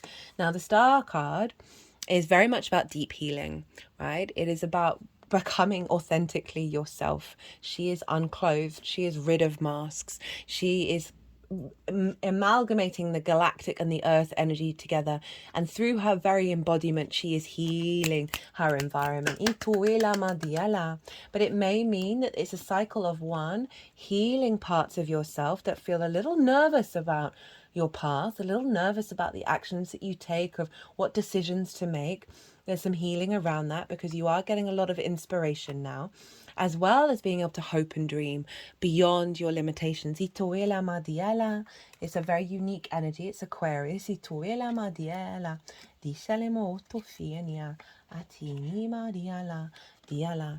of Pentacles. This is about you being very confident about the decisions that you're making. Sorry, I just had to pause for a second. There was a tickle bubbling up in my throat. This is, as I said, very independent energy. This figure is able to make the right decisions that bring them a holistic life, right? Happy home, good work, good friends, good love. There's a lot of opulence here. There's a lot of harvest here. There's a lot of abundance. And this figure has known what they've needed to do in order to get there, in order to make those decisions. So I love that that's showing up. Very independent energy. This person is able to say no to situations that others may feel like they've got to people please, right? This is the opposite of that. And I really like this creation energy. Can show up in any area of your life that's saying follow that where you are nourished, follow what brings you and holistic energy, right? And it will set you free. Right, your challenge, another 9, and how to work with it. So we've got that 9 of swords. Now, this is the anxiety, the fear, right? This is this, when I was reading some of those cards, this was showing up quite loudly. And I'd remembered, that was one of the only cards that I remembered came up in your tarot, because I try and forget about those things. So I'm not, so I'm really open as a channel. This is regret about the past. Did I make the right decision? Am I doing, have I done the right thing? Worrying about the future. This also can be about social anxiety. Oh, did I upset that person? Do they now hate me? Am I now abandoned? Right? Wasn't there some abandonment wound being cleared here? And the way around this, right? So this is the opposite of Uranus. This is the opposite of Mars. There's you're in a fear mindset. There's cortisol and adrenaline running through you. That means you cannot think outside of that fear framework. It's facts, right? They've done lots of studies on it. It's about the dysregulation of your nervous system. How to figure it out, how to work with it. Page of Cups, talk to yourself with love, right? Find the synchronicities, find the magic in the world, find the ridiculousness in existence, right? I've suffered from anxiety and depression for most of my life. It's calmed down a hell of a lot. Just gone through a recent boost of it because going through a 12th house transit. What was I going to say? Oh my God, it's completely gone. What was it?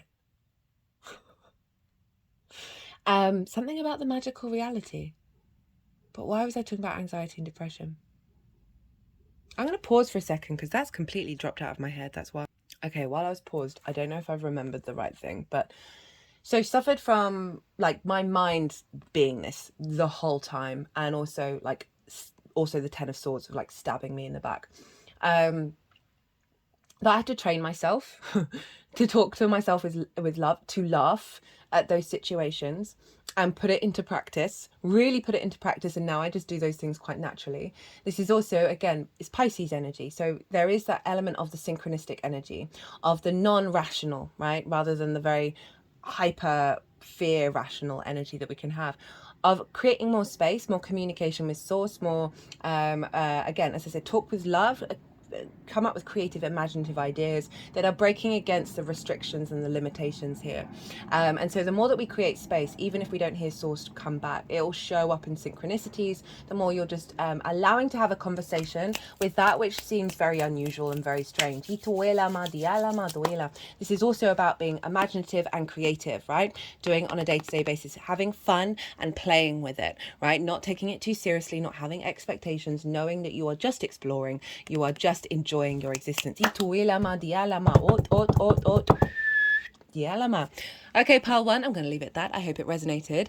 Drop me a line in the comments box if you picked this pile and what came through for you. I'd love to hear from you. But other than that, be good to yourselves, pile 1. Get creative. Be good to those around you. Safe travels and be well until we meet again. Hello, pile 2, and welcome to your pick a card reading 444 at the time of recording here. Your pick a card reading for the Mars-Uranus conjunction that's happening on the 14th and 15th of July, depending on where you live. For those of you who didn't watch the introduction, I break down the astrology of this conjunction in way more detail, the themes of Mars and Uranus, as well as pulling a collective tarot reading. So you might want to go back and watch that and come back and watch this pile. For those of you who are new, I channel multidimensional energies through my body, both in the form of physical and vocal light language. You're seeing the physical light language right now. There's the vocal. All of this brings in healing, attunement, and activation codes to the messages that come through. So let us crack on with this pick a card reading for pile 2. I've also pre-shuffled some tarot cards here, right here. Hello. That I will read after we've gone through all of this. So you picked the Tiger's Iron. It is very grounding, and it is linked into, there's hematite in there, which was this crystal for pile 1, which is linked into the blood system, right, of invigorating the blood. And Mars is very much linked into the blood that flows through our veins, you know, that thing that gets us up and going, our motivation and drive. So I'm going to read from one of my favorite crystal books, the only one that I ever use. It's it was kind of pricey, but it was one of those books where it's like, I never need another crystal book ever again.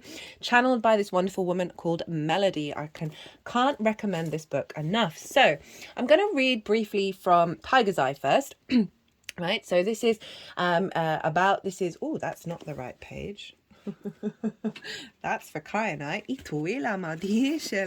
That's pile 3. There may be some of you who may be called to watch pile 3 as well. So Tiger's Eye is made up of Tiger's Eye, a red jasper, and black hematite, right? So I'm going to read briefly from Tiger's Eye and then tap into what Tiger's Eye is all about. So the vibration is conducive to peacefulness and stimulates the actions required to advance the encounters with others during the meditative state. It's helpful for individuals seeking clarity, for those who must deal intelligently with scattered details which must be brought together into some pattern.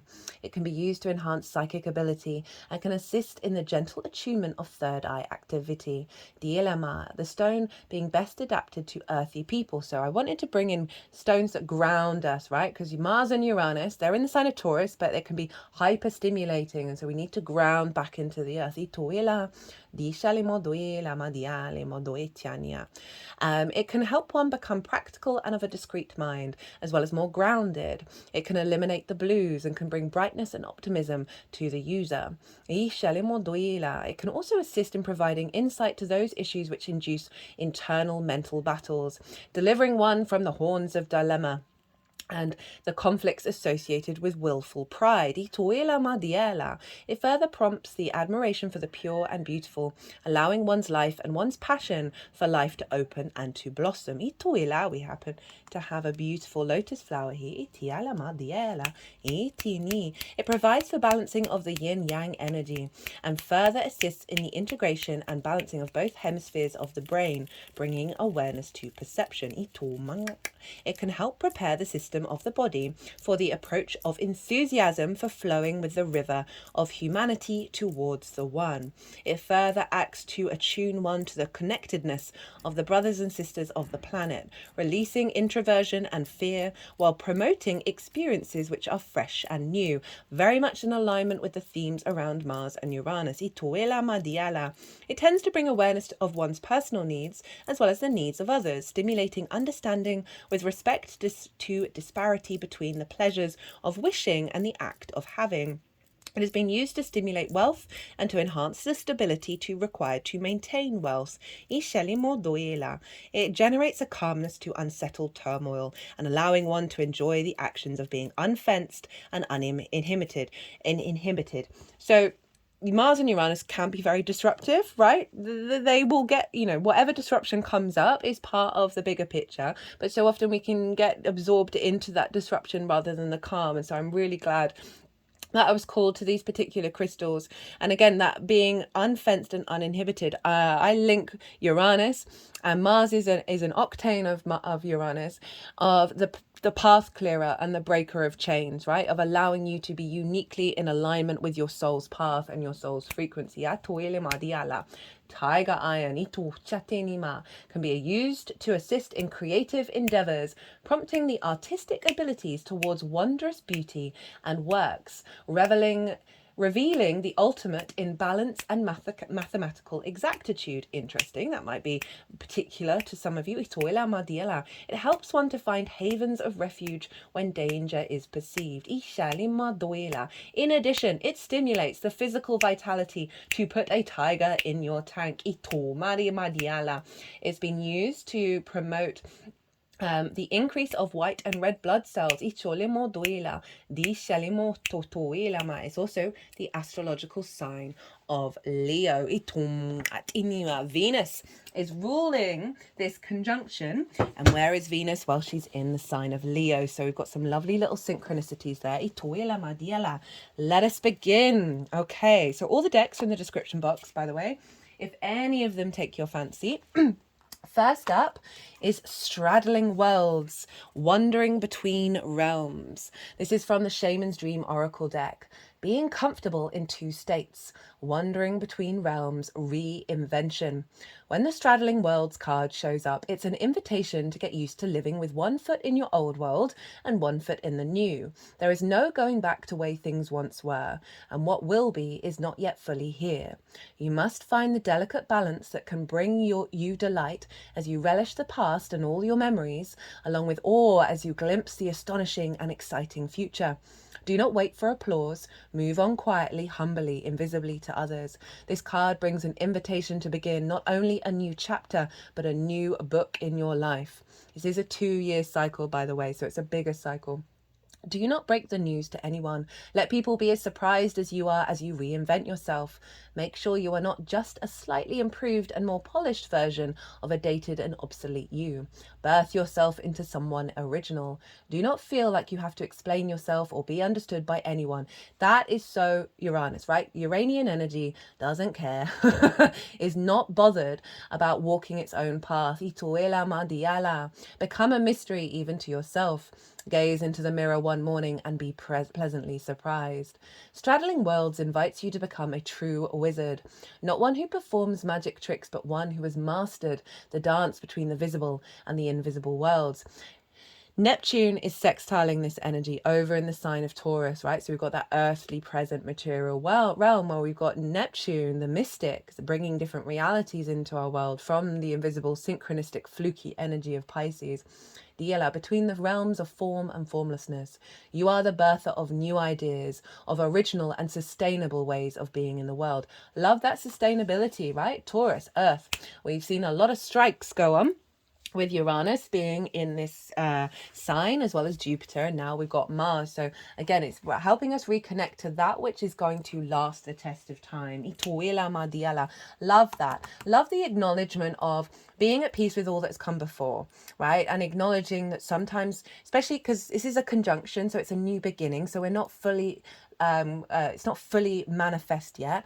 That will happen when Mars comes opposite Uranus, where we'll see a big chunk of that manifestation. And so it's this acknowledgement of the transitory phase that we're in, right? Being at peace with both realms, and that is the key to integration. By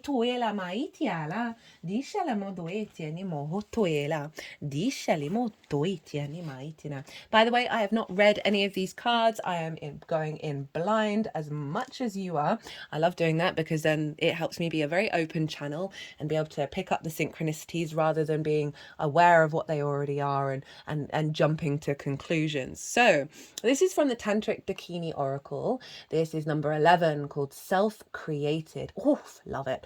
Self-created bears the number 11, signifying the integration of unity as recognition of the principle of self-creation. Again, that's sort of the balance, right, of the polarity of the past and the future. It is a new beginning related to the 11-year cycle of the sun. It has some affinity with the Strength card. Hello, Leo. Hello, Crystal linked into Leo. Hello, Venus over in Leo. So the Leo area of your chart might be particularly significant. I mean, it is for all of us, but because you picked this pile and the Strength card has shown up, a double weight of the influence of the Leo area of your chart in regards to what's showing up here.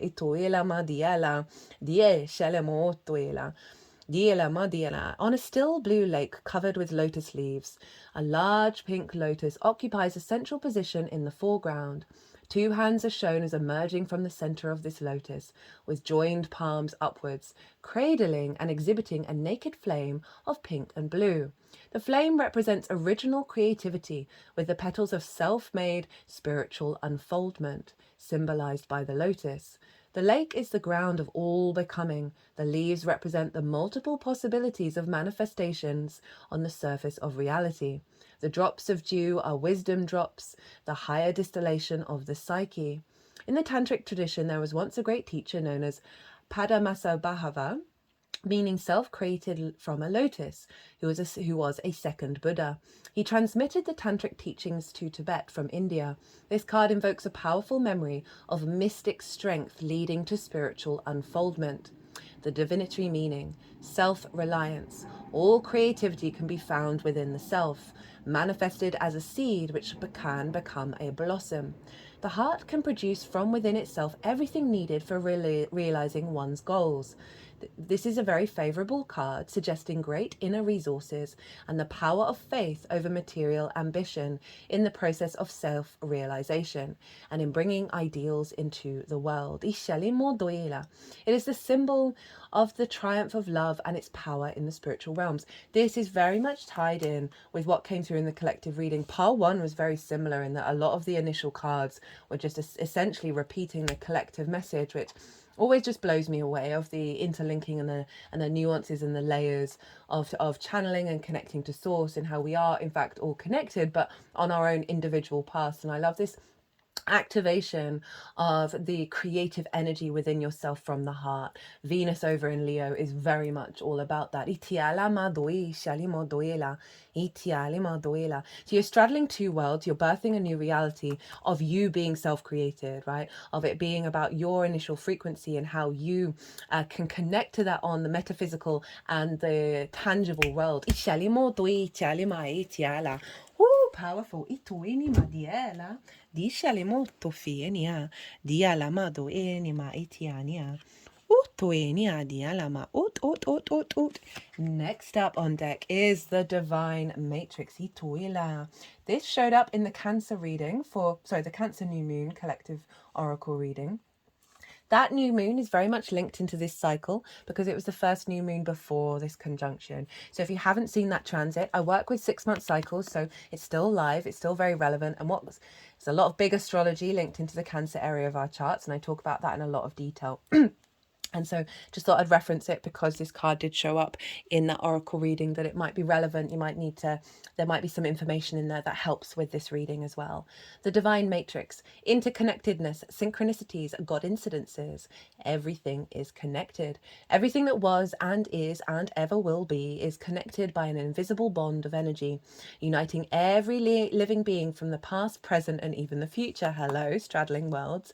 This isn't a new idea. Every great mystic throughout the ages has understood that everything is one, and now scientists are beginning to provide evidence for it. The best way to describe the connection is a lattice or grid, a divine matrix. We're all points on this grid and we're all connected through it. It links us to our ancestry and loved ones, aspects of ourselves, past, present, and future, and also the ancient and divine wisdom held in the quantum field of the universe. This card shows a giant stargate opening up to the universe and a piece of sacred geometry known as the flower of life. That might be a useful tool for you to have around your house, have like the image on your back screen of your phone. I like that one. As a tool for meditation, to be able to tap into this new frequency that you're birthing, and understand that it is divinely connected to everything you've experienced before. It helps us get out of sort of shame and regret over certain situations and know that we are always on our path, even if we don't necessarily feel like we are. This is quite literally a 2-dimensional image of the Divine Matrix, and the information held within it can help us begin to understand the inner and outer workings of this incredible universe. If you spend time with this image, you'll find multiple images within it, reminding us that nothing is happening by chance, and that even when we can't fully comprehend it, there is a greater plan unfolding. I love it when that happens. It just recreates what's just been said. The affirmation is, I am connected to all beings, all intelligence, and all forms of light, past, present, and future. I am one with the one. The message, if you pick this card, you are in alignment with the oneness of life and the inner workings of the universe. You are part of something great. That means that you are greatness expressing itself. Very Leo energy, isn't it? Not one thing ruled by the sun. Not one thing in your life has happened by chance. Even when you felt that things have been against you, a process has been unfolding, helping you understand your connectedness to all things. So there's no need to feel insignificant or lonely. It's also important to remember that the universe is always working in your favor and for your highest good. You may have felt lost, but know that nothing is ever lost, for we're all held in the heart of Source, and love is our connection to all things. So We've got this sense of individuality with the connectiveness coming through, and I feel like this is a balm for whatever you may have experienced in the past energy, that is just soothing that and giving that higher perspective, and also giving that perspective of how things are going to unfold, right? Not all of it's going to be easy. Uranus and Mars, there can just be some disruptive energy, but it's doubling down and confirming, have some faith, have some trust on how it's going to work out. And stay in your creation energy. Stay in that that joy, that light, that Leo heart orientated space. Now I've using two very earth energy decks, right? Because this is in the sign of Taurus. And the first one here is the magical botanical oracle. This is Camellia. The magic of Camellia is that of gathering luxury and sensuality to ourselves as embodiments of success and prosperity. Its magic is not so much about hoarding wealth, but the true prosperity of enjoying life. Ruled by the moon and Venus, it helps us connect with beauty and the divine feminine and the strength, hello Leo, that comes from being in touch with our feminine side, bolstering intuitive decision-making, friendship and good fortune. In medicine, the flowers have been mixed with oil to restore beauty after burns or sacrification? Not scarification. Sorry, guys. Oh, they're just sort of moving it around the heart chakra of any energetic wounds and burns you may have faced that have stopped you from being able to step into that heart-orientated energy from your own unique being. The spiritual properties of Camellia are those of the heart opening in this true spiritual love. Goodness me, having that strength card show up is feeling the power of that one. This flower helps us connect our heart and head, quietening our mind and bringing great comfort. Camellia can help us when we feel unsafe, insecure, confused, or otherwise unsettled energetically. Super appropriate. Talk about that in the collective introduction of how Mars and Uranus, high octane stimulation energy. Around that time, maybe chill on the coffee because it can aggravate the nervous system and the blood system, right? So just be mindful of that, of feeling quite hot-headed. So I love that this is coming in and soothing that energy in order for us to tap into the higher frequency around it. It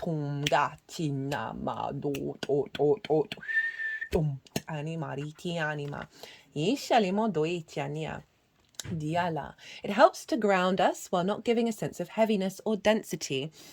Simply being present in the comfort of our body and supported by the world. Super Taurus right there. When we feel unhappy for being different from others, Uranus is not bothered by those things. So I love that that's been showing up. Camellia helps us find comfort in our unique strengths, accepting of others, a deeper connection to others. Everyone and everything is sacred. So again, it's tying in absolutely everything that's come before. Divination meaning, appreciate what you have, your home, belongings, health and happiness. When this card appears in a reading, it indicates gratitude for what you have and reminds you that gratitude combined with humility is the key for going forward. The flower spirit is enveloped in the luxury of her petals. Enjoy the world and your life. Enjoy your family and friends. Listen to your intuition from a place of beauty and security, and do not fear scarcity. Ooh, definitely claiming this one for myself. Affirmation. I enjoy the world and all that I have. So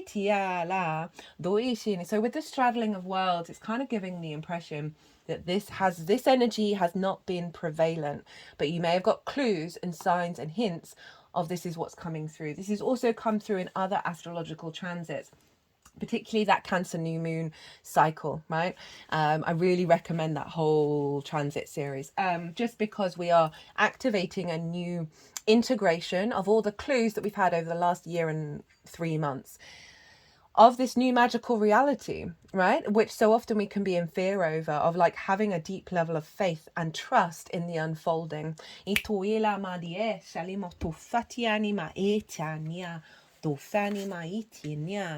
Next up is the Spirit of Nature Oracle, and this is bringing in the wisdom of the Green Man and the Celtic Ogham tree alphabet used by the Druids.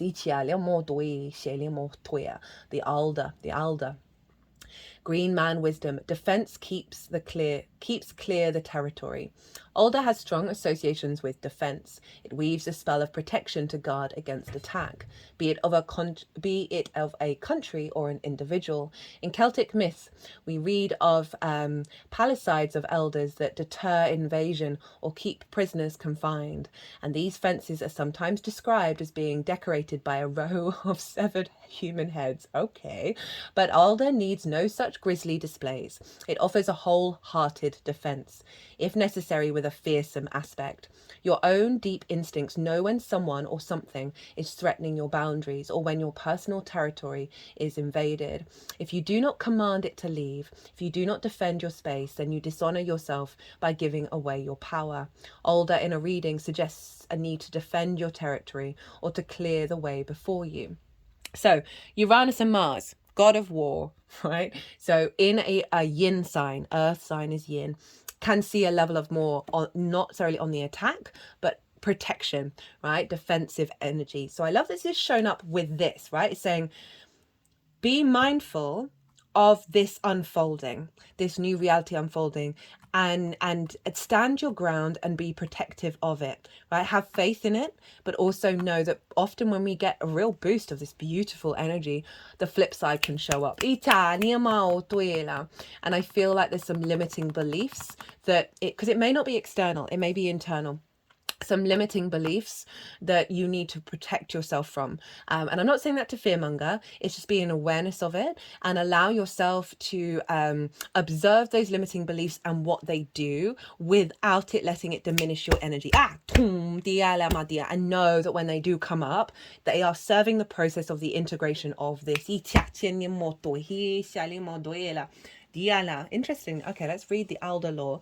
When cut, the sap of the alder assumes a rusty colour, which gave rise to the idea that the tree was bleeding. So we've got blood in the hematite and the tiger's iron, as well as in the tree. In the ancient world, this was seen as an indication of the tree's generosity. So we've got some more abundant energy coming in, and that was giving of itself to help defend the land. Seeing as alders grow mostly often by water and generally help us to make the soil rich by their very presence, this is not difficult to understand. So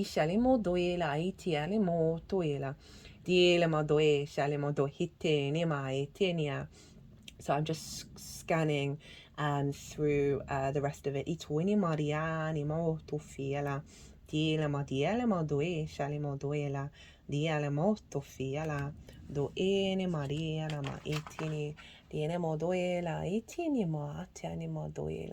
Okay, so there's some mythology around the Celtic god Bran, who's associated with this.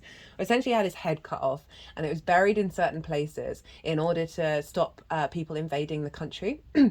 So there's an element of strong protection that you're getting with the alder showing up. Like, I don't feel like you have to be in fear of what it's protecting you against, simply that you have a level of protection, and that's that whatever's trying to invade this new energy is not going to succeed.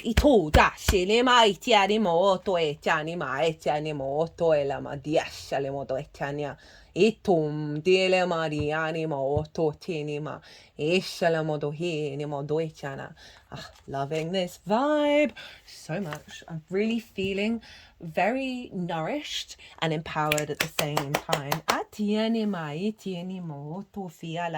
I'm using my Kali deck because she has an element to her of destruction, right? And through that destruction comes creation of very empowering warrior energy. And obviously Mars is the god of war, also the builder. Let's never forget that. Kali of the wanting. Balance. I am ever blissful in my balance. Kali of the Wanting is the card that arrives when you need to bring the equilibrium back into your life. Brandishing her truisha of balance, she is here to remind you of that life is a complex dance of equal measures, the light and the dark, the female and the male, the moon and the sun, giving and receiving. Something in your life is currently out of balance, which is why this card is manifested for you at this precise moment. Ask Kali of the Wanting to assist you in bringing the ease back into your life by helping you to recognize and embrace that polar energies are always necessary in order for us to grow and to bring them back into alignment. Ituila, talk a lot about that in the main reading. Ituila madiala, do doela madiali mo doela. So it feels like, yes, there's abundance coming in, but there are going to be certain, I'm saying trials and tribulations, but they're just situations with, you don't have to put a negative or positive onto them, that are helping you bring the balance in even more. This balance of you accepting and being in flow with the abundant nature of your individuality with the universal all, right? That polarity. And so often we can find that really difficult to walk that path while still being in awareness of connection to everything. And so I feel a very powerful strength coming through of your capacity to walk the middle path. That balance on the tightrope. Drawing this card also corresponds to material wanting and brings the balance back into the energetic flow of abundance, refocusing you on the principle of the ripples on a lake. The more you give, the more it filters out into the web of the universe, reverberating, vibrating, and returning it back to you amplified. How does this correspond to you at this present moment? Do you give too much? Do you not give enough? Do you hoard for fear of lack? Do you block yourself from receiving? This does not mean just money. It could also mean your time and love. How is your energy unbalanced? Today's society is driven by commercialism and materialism as a means of valuing worth. So Kali of the Wanting is the archetype that will shred your desire for excess. We all have desires and aspiration, and goal setting in itself is not a negative thing, as it drives us to wake up every day with a new determination to accomplish our hopes and dreams. But ask yourself why you want. Is it for status or ego-driven reasons? Who are you without your paraphernalia? Are you good enough without it? Kali the Wanting strips back every layer that you have shrouded yourself in, gathering, hoarding, wanting, desiring, stockpiling, accumulating, or giving frivolously and not allowing yourself to want or receive. Whichever level of the spectrum you are on, this card will compel you to look at yourself with unfaltering forgiveness, the way that Kali of the Wanting does, stripped back, bare and exposed, without any veneers or pretense. And from there, she will show you what balance looks like and how you can create it within your life. For this is the love that makes the world go round and the universal law of equilibrium. A message from the Oracle of Kali. I am the light that magnifies the instability between truth and ego. I will hold and embrace you as you crave to fulfill your life, ripping your perceptions to shreds, bringing balance to your being and serenity into your soul. So this process I'm not feeling it's difficult, but is activating a deeper level of this, right? It's, that Leo energy, there's a focal around that, and Leo can often be linked into the ego in a negative way, in that terms of hogging all the light, right? So there's something around a wound there, usually comes from our early years while we respond in this way of needing to hoard, of needing to take it all, because we've exhibited scarcity in our life, that it dysregulates us, and it is in fact not true abundance. So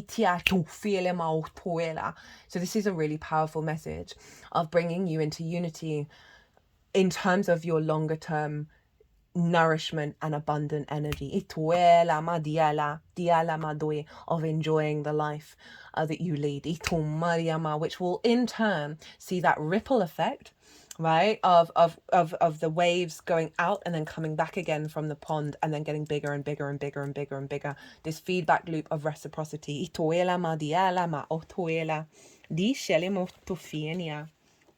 Love it. The temple. The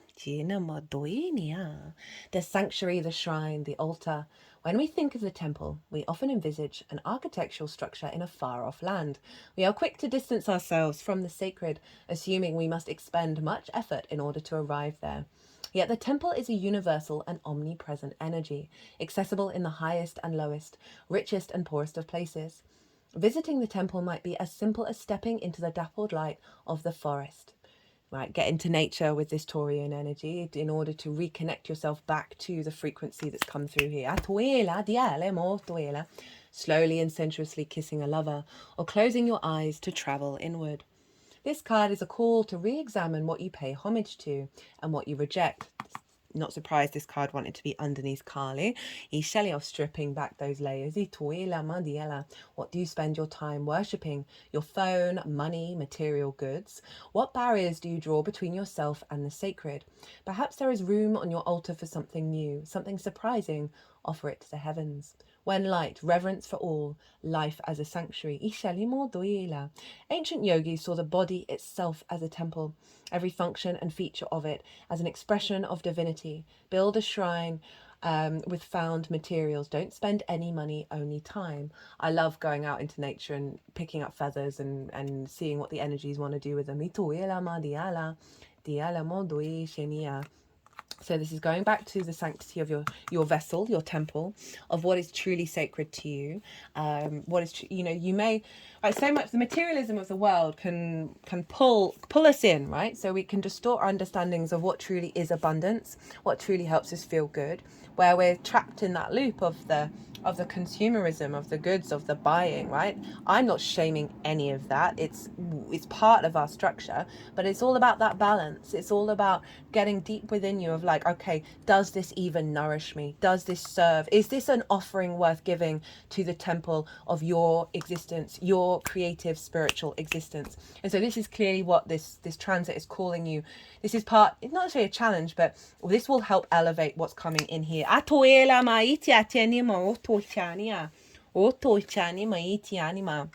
The sword, ito, very appropriate for a Mars reading. The knife, the blade, the weapon.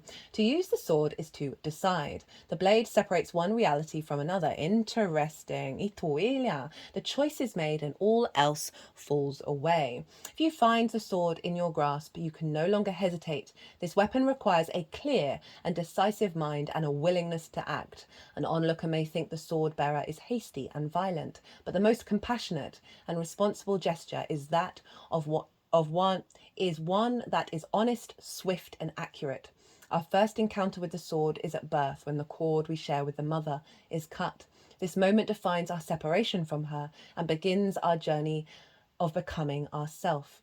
We must make these cuts again and again if we are to grow. Decisions shape our life, and the sword is an infamous shaper of destiny. Cutting through to what is essential. This is when this card is light. So reorientating here of the energy that's coming through is you're going to have the capacity to work through this and be able to make the decisions that serve your soul. I have no doubt in my mind about that.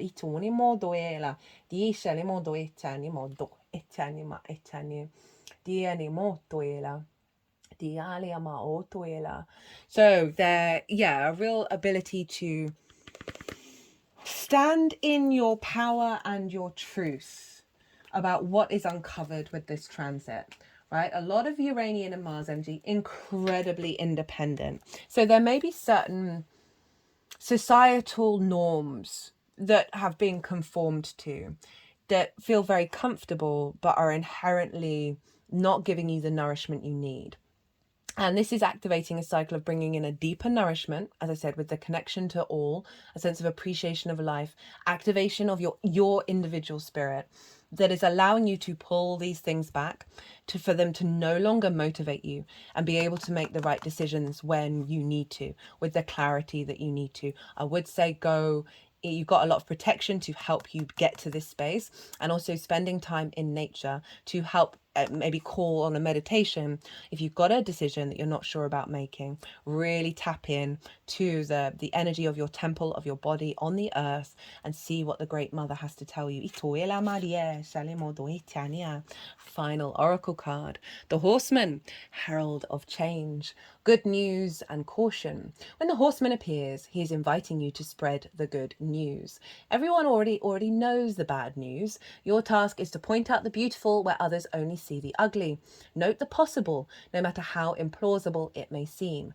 This does not mean becoming giddy or blindly optimistic, but rather reminding yourself that every storm cloud has a silver lining.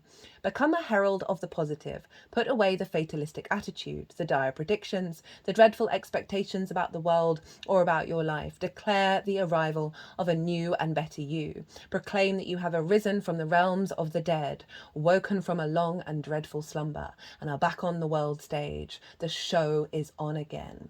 The Horseman cautions you to not allow your exuberance to become hollow or trivial, right? So we're moving away from superficiality. Be sure that there is substance in the news you spread, and you are willing to live up to the expectations you raise. The world will welcome you with open arms as you share an uplifting message. Heed the Horseman when he shows up once, for he bears good news and is an announcement and a prosperous and peaceful time. Woo! Powerful. Now let's get into your tarot. Diala. So we have the challenge and how to work with it, and then we have the journey of the tarot. So we've got the 8 of Swords, the 8 of Wands, the Hanged Man, the Emperor, the Queen of Cups, and the Fool. And your challenge is the Devil and the Hermit. Now I try and consciously forget, and my brain is very good at memory dropping, information dumping, a lot of information. So forgot that these cards were here. This is the 8 of Swords. This is the limitations, right, that we're talking about here very strongly. This is in fact Jupiter in Gemini. That might, your Gemini area of your chart as well as your Leo might be relevant.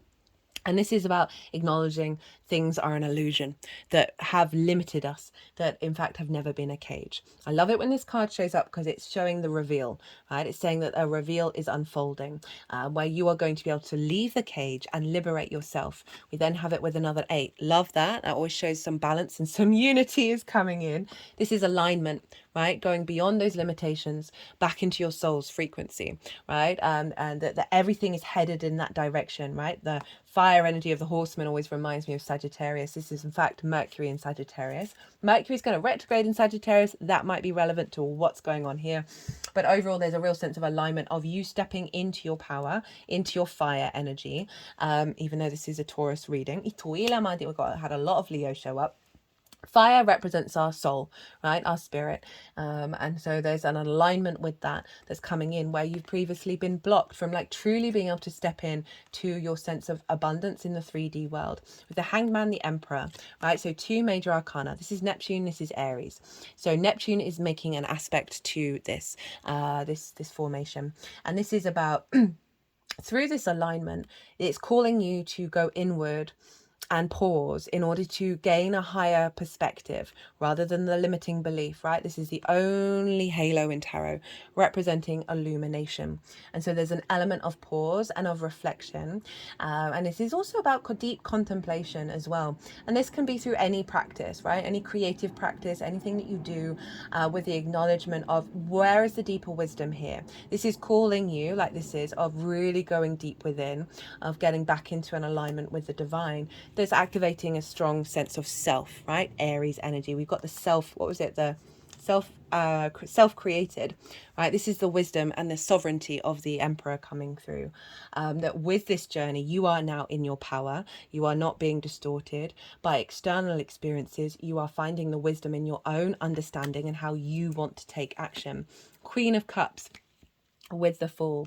The Queen of Cups is a deep tending to your emotional body. She is so serene with her environment. She can see far and wide. She can see into the future. She's not bothered. She's so serene. She's turning into the ocean. So this is about being at peace in the moment and cultivating this energy. This is also about a deep nourishment to your intuitive body, your emotional body, heightened intuition because you've got into an alignment with self. And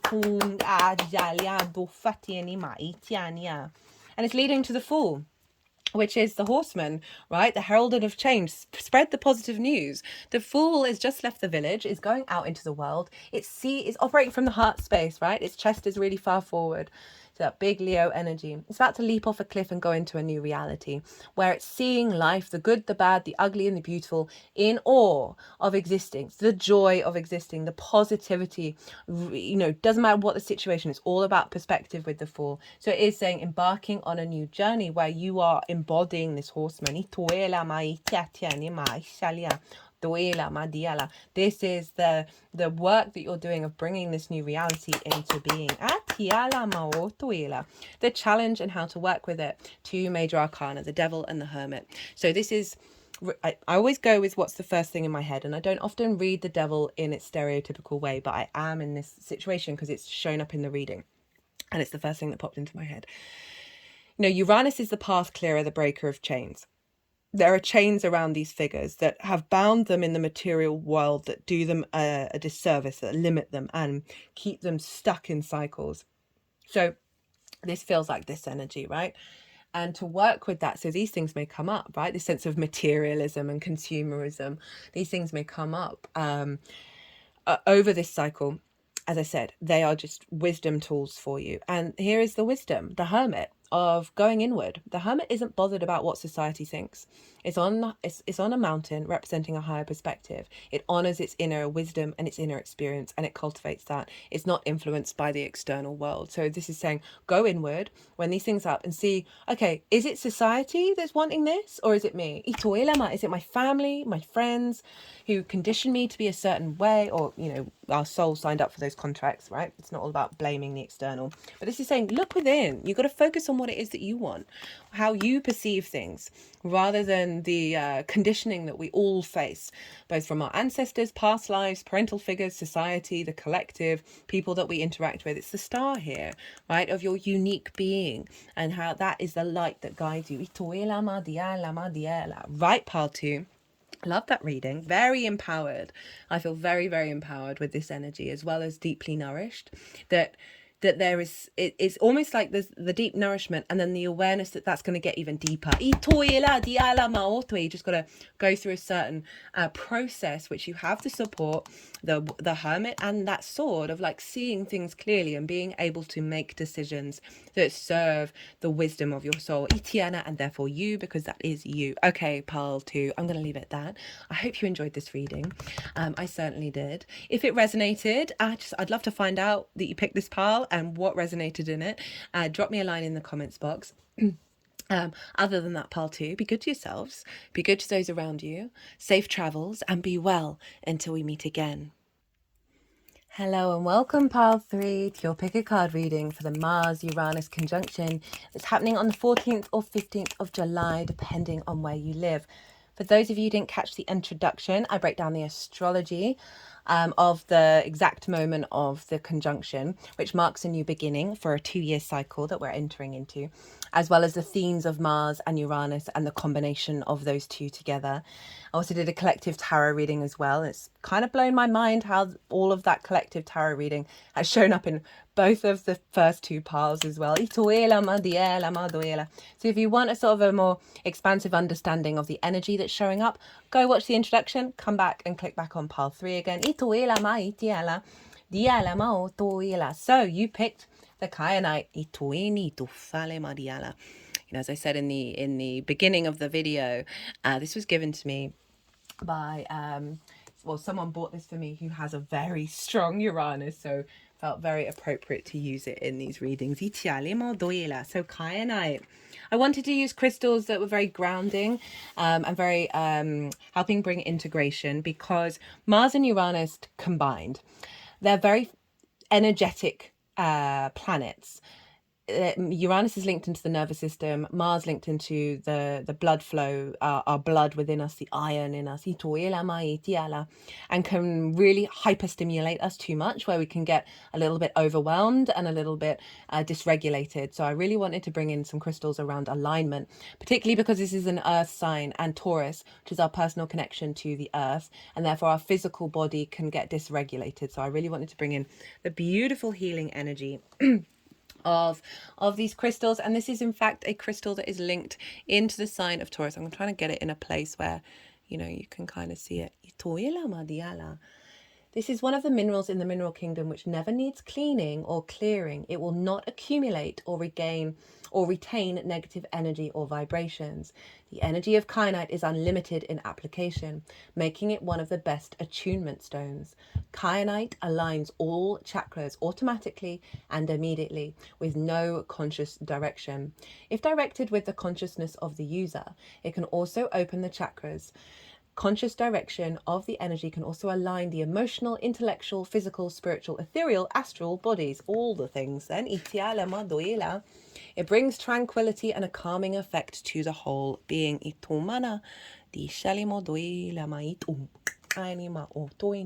With particular focus on the throat chakra and the third eye. It stimulates communication and the psychic awareness on all levels. It dispels anger and frustration and helps us to facilitate clarity with respect to mental awareness and linear reasoning. It induces one to persevere in activities and situations which would generally reduce one's strength. It provides a stimulating energy and supports one in the continuation of projects. This is great. Forgotten about this in terms of kyanite, because Mars is our motivation and drive, right? Uranus wants us to tap into our soul's frequency about the actions that we take. And so really, I love the fact that it's giving a lot of strength for this cycle. It further advances the conscious connection between the higher levels of intuition and heartfelt love, producing compassion in both communication and decision making. Venus is ruling this sign, by the way, so she's influencing from the sign of Leo, which I talk about in the collective introduction. And so very heart-orientated energy is shown up in all the readings, which I love. It also assists in dispelling confusion arising from emotional, spiritual, and intellectual issues. Kyanite facilitates meditation. This is underlined and in bold. Wherever there is a problem with respect to getting into meditation, the calming, clearing effect of kyanite can be useful because the energy is accessible, gentle, and balanced. So for those of you who may struggle with meditation, I'm always wary of suggesting go by this, go by that. Maybe get the image up on your phone of kyanite, right? You can still tap in that way. But for those of you who might be struggling to focus, this can be a really good tool. It is also quite useful when accessing the astral plane and when it connects with one's guides. It further helps to induce recall of dreams and to promote dream solving, providing for access to solutions during the dream state. It provides for balancing of the yin-yang energies. Interestingly, all the crystals that I've brought, I've done that. Brought to the table, and I talk about the polarity of existence in the collective reading, bringing an orderly growth to the intellect, emotions, and physical body. It dispels energy blockages.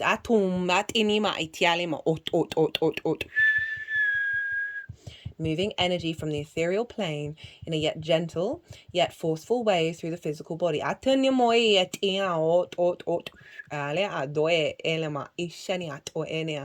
Dia nemo eight inima at enemo or enema.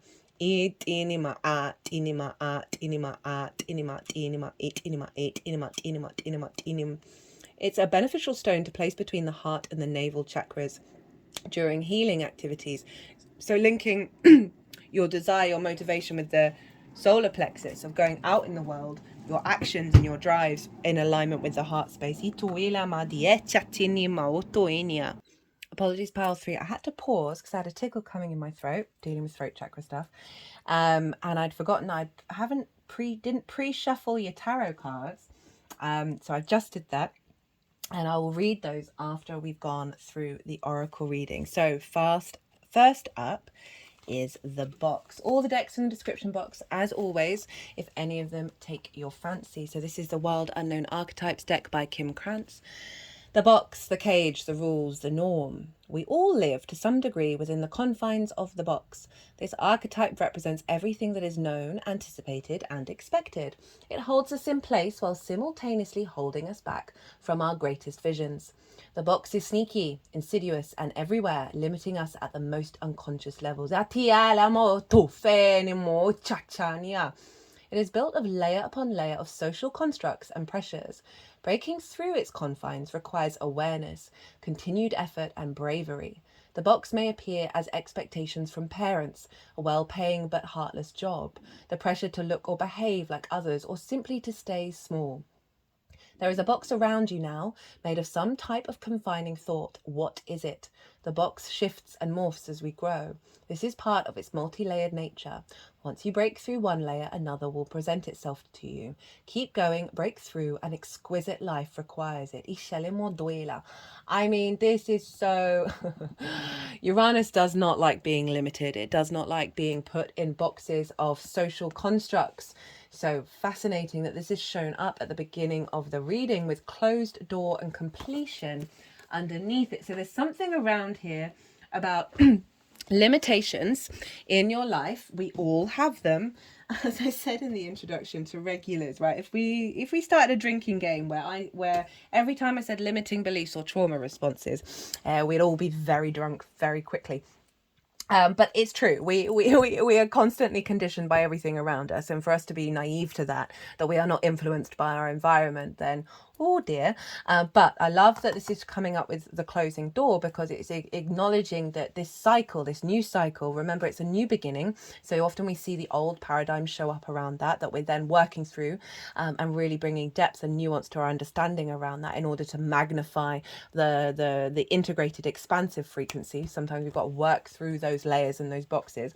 But this is coming up and saying, there's a releasing of limitations, but also an awareness of them, right? So when we have cards show up, it brings awareness to those things. So this, I feel like, can help bring you deeper into the deeper unconscious layers around the limiting beliefs within you, right? So often we do all the manifestation work, we do all the integration work, and something still blocks it, and that is because it's deeply rooted at the center.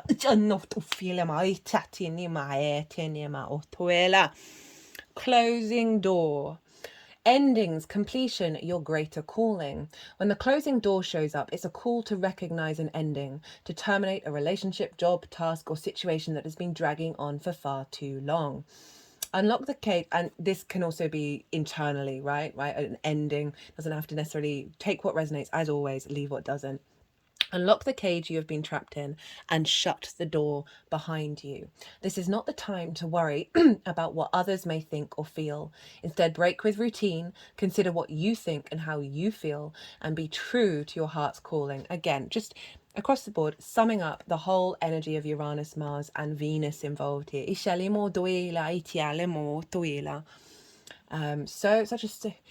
I've only just started doing pick a card readings, and they really do warm my soul, right? The Saturn retrograde transit, which was the last pick a card I did, had some real difficult energy in it, right? Like some heavy emotional energy, because that's Saturn in a water sign.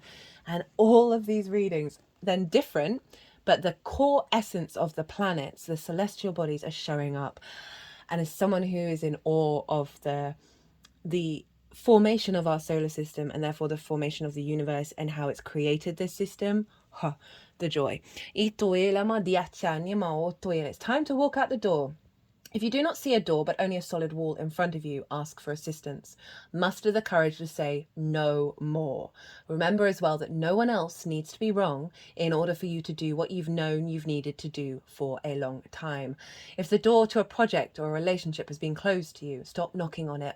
You've tried that already and no one answered, at least not in the way you would have liked. Take this as a gift, difficult and painful as it might be. Move on. Every door that shuts is an invitation to find another way, another path. Uranus for me is the path clearer, the breaker of chains, right? So we can walk our soul's path.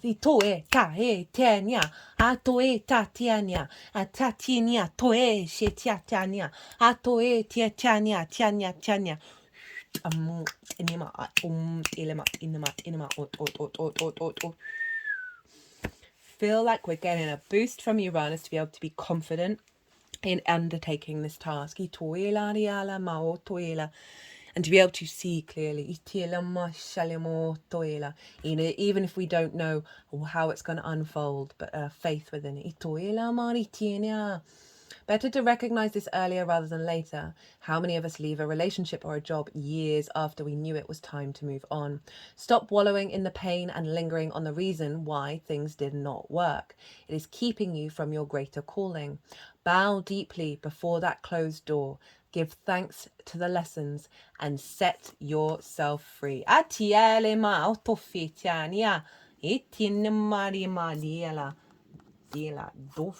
me put the book down. It's wanting me to spin.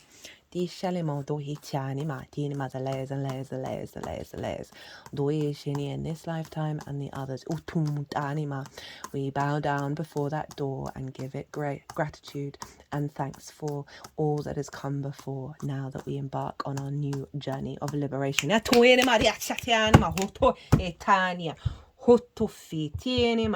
just put my other hand like that, just under the third eye, of bringing the crown chakra energy into the third eye of our inner vision and our deeper knowing within that all will be well. Thank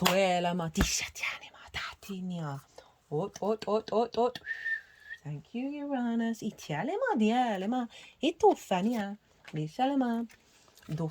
Dream thief, refusal of the call. Rejection of the path of fulfillment, refusal of the call. The dream thief is a soft and compelling seductress. Her only purpose is to keep you hypnotized by comfort and sameness. She wants you to tell your old stories over and over so you don't evolve beyond them. Ask yourself whether you are reverting back to the familiarity of your origin story, of why you were wounded or when you were rejected. Do you talk about how your family molded you as a child without also acknowledging that you've already become someone else? Oh, this is some tough love here. Teaching from an old wound will never allow you a new adventure. Instead, bringing to mind how you've already changed, remembering that you have new stories to rely and build upon. Do you want to move beyond the barrier of glass you've placed between you and the horizon? You can, and it's not difficult. Answer the call to a new adventure and drop your resistance to sailing the uncharted seas of your potential. The wind will soothe and sing the dream thief to sleep so you can wake up and move forward. You are so much more than you know. Now is the time to express what has lain dormant. Your new adventure has already begun.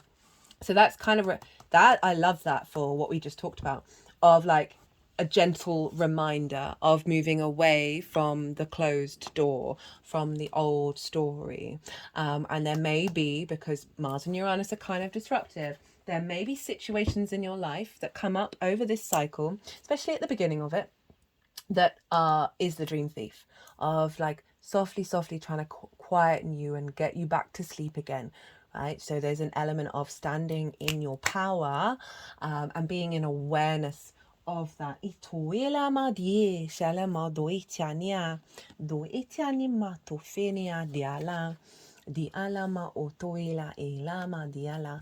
I've got two decks here. Here's the other one that are very much linked into the earth energy, because we are dealing with Taurus. And the first up is the magical botanical oracle. And this is yarrow, a herb of Venus. Oh, hey, Venus. Yarrow has traditionally been used in love and beauty spells, growing by doorways and the edges of paths. It's said to promote fidelity for the home and the family, and is used in charms, potions, and incense. Medicinally, it's associated with battle, as its Latin name references the warrior Achilles, who was said to use this herb to staunch bleeding from a wound. Whoa. So the other two piles, they had crystals that had hematite in them, which is linked into the blood and linked into healing things around the blood, and Mars is linked into the blood. So I'm just generally quite in awe that this is now turned up, because your crystal wasn't related into that. It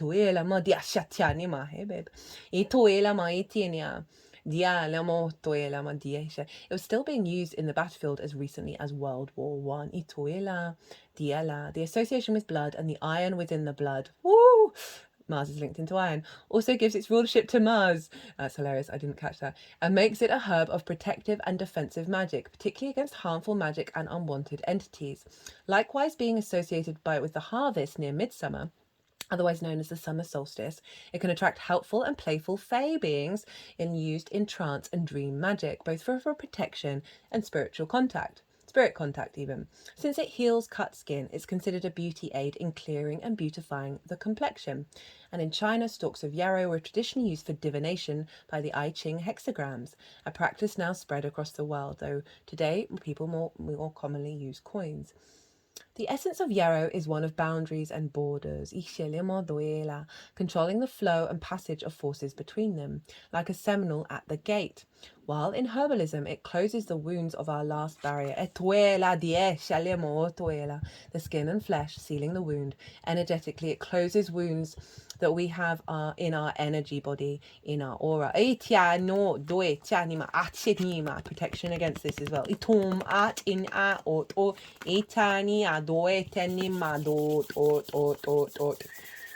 Ela ma itiene ma te molto fiele ma tiene ma ito ene ma etani ma doi shalema dietiania etum anima etinia. When someone's words strike us and cause harm in a way we characterize as being cut to the quick or stabbed in the back, or even when the most well-intentioned person is sharp, such communication can break our boundary and we will lose energy just as we lose blood. With a physical wound, yarrow seals the aura and strengthens our shield. If our aura is too contracted, yarrow helps us find space. And if we are too loose without clear boundaries, yarrow helps us set our limits from an appropriate distance. Yarrow indicates it's time to consider who and what is allowed into your life. I mean, that closing the door was saying about the end of jobs, end of relationships. That may not resonate with all of you, but there's, this kind of doubling down of there may be something in your life where you're like, this isn't feeding me. This isn't giving me the nourishment that I need in the vessel that I'm in this incarnation. Always follow your intuition, follow what's right for you. It's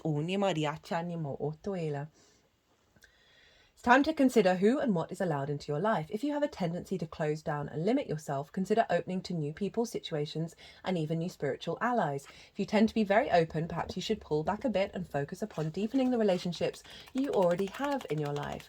If you can help someone in need, someone who has been harmed, now is the time to offer aid. Affirmation: I am protected from harm and open to possibility. So again, it's magnifying the power of the new beginning, the new journey that the Dream Thief card represents, as well as being protected against that which distorts your capacity to dream and walk your path. Because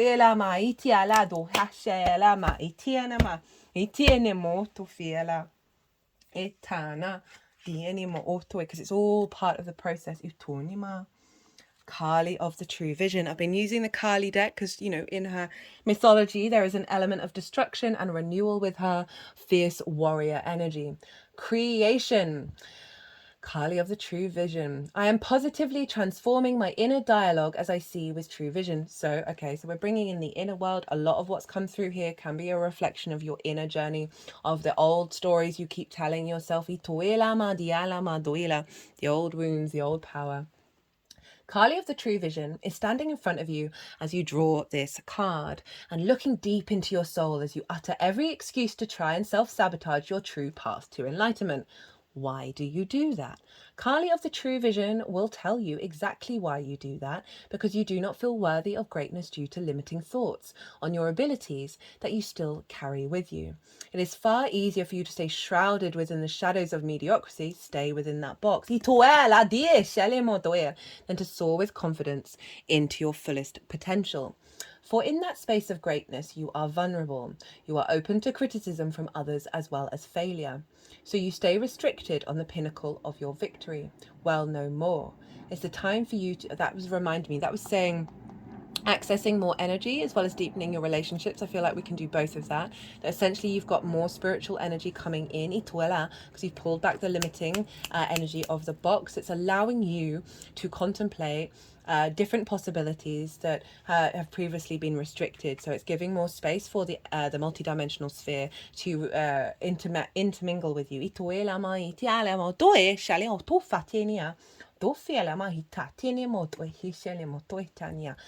Just heard you are, as in they're speaking to me, you have opened a portal for guides to come through. That may have been previously limited. You inima etenimo otoela. Etoela. Okay, I'm going to reread that last bit. For in that space of greatness, you are vulnerable. You are open to criticism from others as well as failure. So you stay restricted on the pinnacle of your victory. Well, no more. It is a time for you to use your true vision and observe yourself harshly through your eyes of actuality, integrity, and candor. Question yourself repeatedly, asking why are you blocking your success? What is choking you? That's so interesting that I talked about the fact that we can do all this manifestation work, but there's something deep deep within us that's like a core wound from this lifetime, past lifetimes, ancestors, that is fundamentally like forever root blocking. They're now hitting at the root chakra on the back of my body, which is often linked into the past lives, all of that kind of stuff. And they're now hitting all the way up the spine to the heart, pulling that energy back to the heart, of allowing us to tap into that softness, right? To heal. The heart heals all wounds.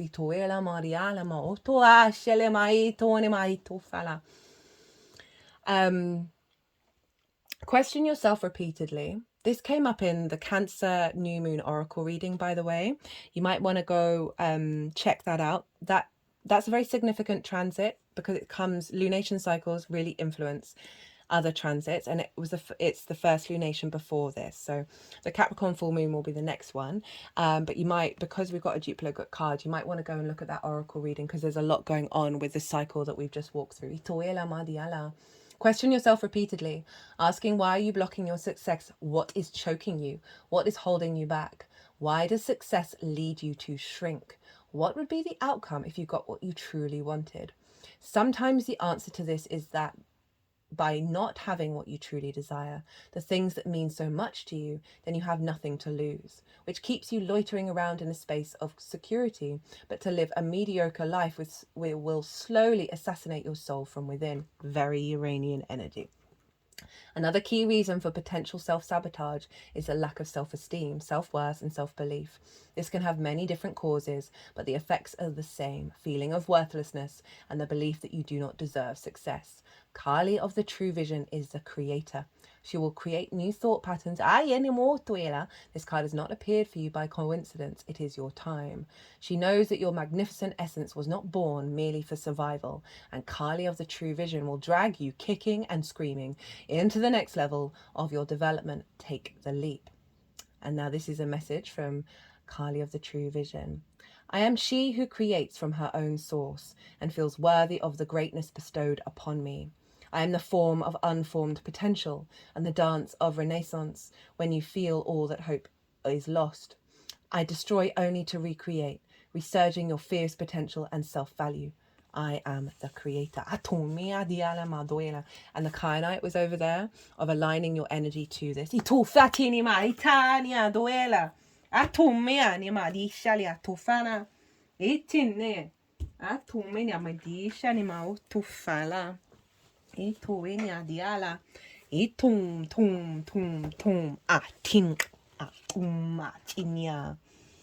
Start being healing code. So this is from the Oracle at the Gateway of Light Activation Oracle by Carl Gray. Important information: wounds are healed.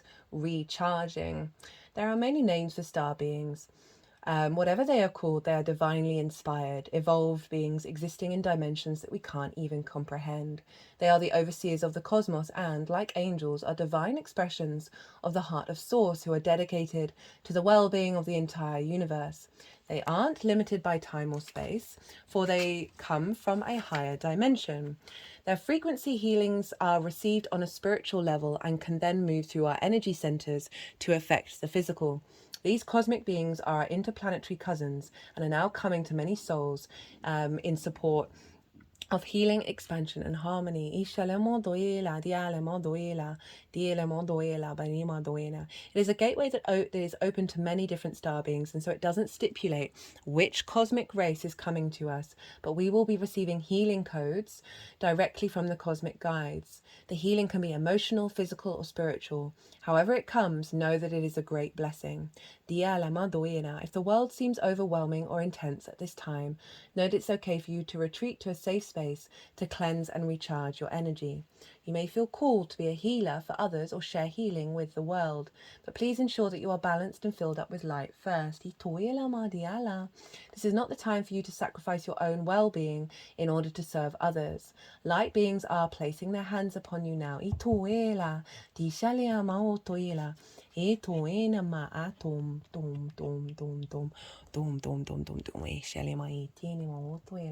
Filling you with divine light that will wash away any blockages or stagnant energy standing in the way of your freedom and wholeness. Star beings are channeling healing codes and frequencies into your being, and it's important for you to stay alert for any intuitive guidance about your body so you can be restored to health once more. I love that. So pile 3 always tends to be pretty intense. And the mention of being a healer, right? So often with healers, you've got to go through your own healing journey. You've got to really deep dive into who and what you are and go into the shadows and realize that it is part of existence in order to come out the other side with the balance of polarity in your capacity to heal. Now, we can heal through any modality. It is not just linked into the literal healing profession, because any mode of work that you do, you can resonate this frequency.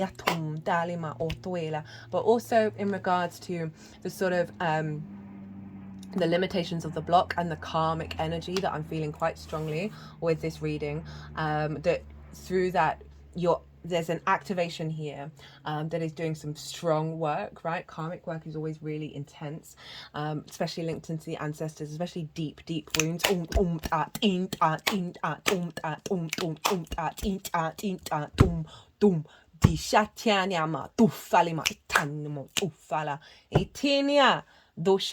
But as it said, is a liberation to freedom and wholeness.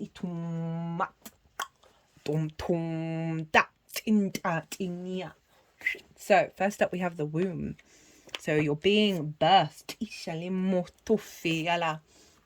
Renewed again. The nest, the belly, the origin. Everything has an origin story. The womb archetype asks us to contemplate the beginning beyond the beginning. I do apologize for the sound. My foot is instinctively channeling, tapping on the floor. I feel like it's knocking on the door of the Great Mother.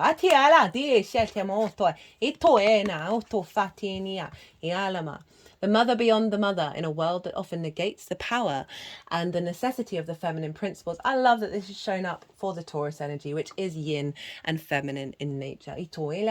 This card returns us to the warmth, tenderness, and sacred intelligence from which we came. It is a card of receiving, not achieving, of accepting love from the mother of us all. She is the life-giving force that forgives and cherishes even the most wounded and desperate souls. No matter how lost you are, the womb awaits your return to help you heal and grow. This card is a call to keep things simple, to return, to be reborn in the name of love. The womb is everywhere. It is beyond gender, beyond time. We are within it as it is within us. When light, nourishment, harmony, warmth, love. Ufana.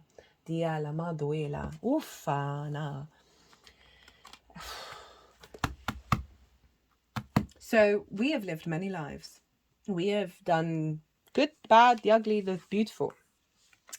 And even though our inherent energy understands that we've all got a job to do, that there is unconditional love from source at all times.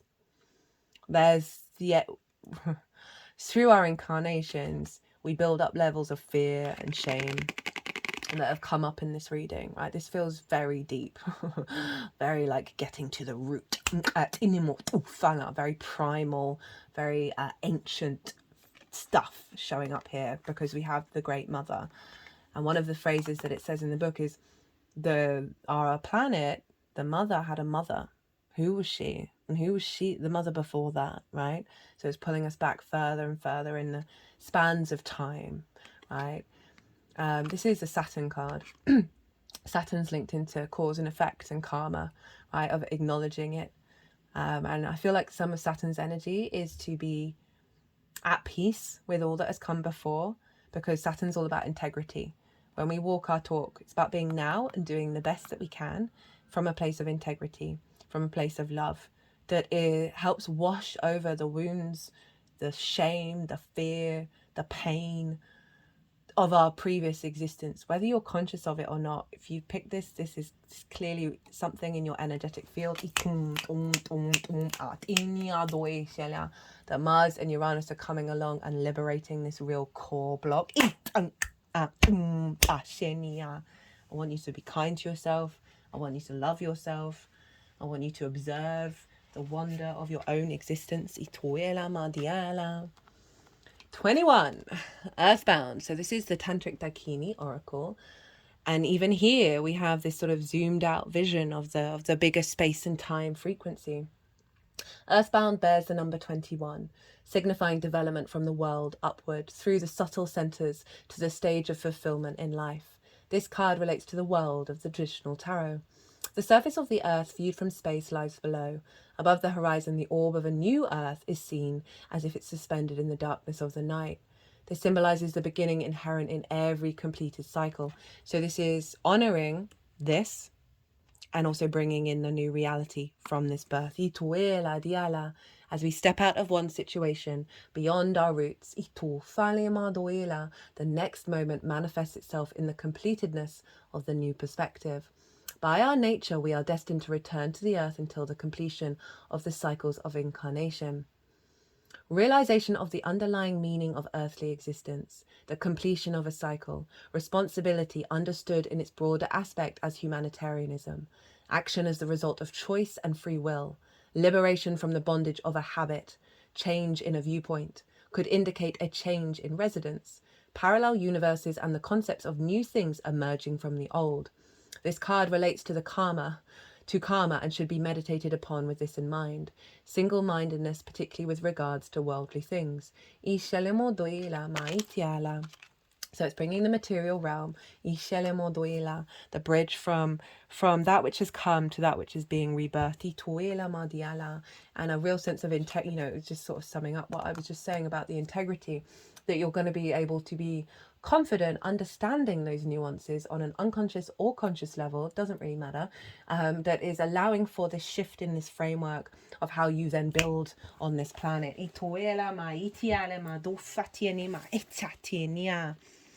Final oracle card. So this is from the Spirit of Nature Oracle, which is based on the ancient wisdom of the Green Man and the Celtic Ogham tree alphabet used by the wizards and the druids.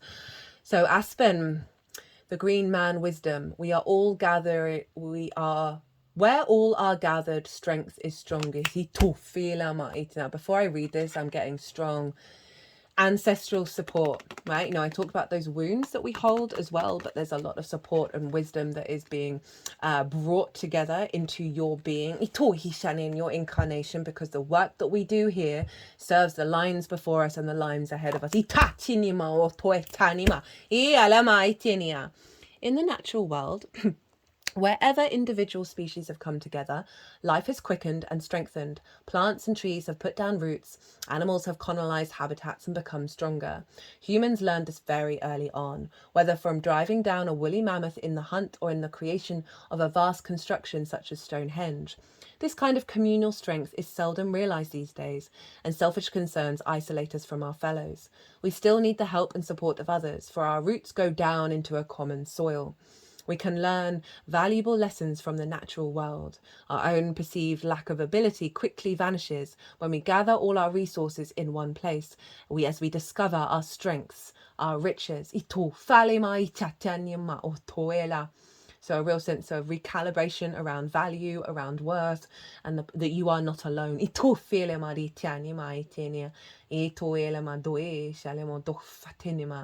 Di enema etenima etufalema etania di shalemo do hetenima etenima otoela Dila Mandoela. Golden crowns of aspen leaves dating from 3000 BCE have been discovered in burial mounds in Mesopotamia, which demonstrate how long the tree has been held sacred.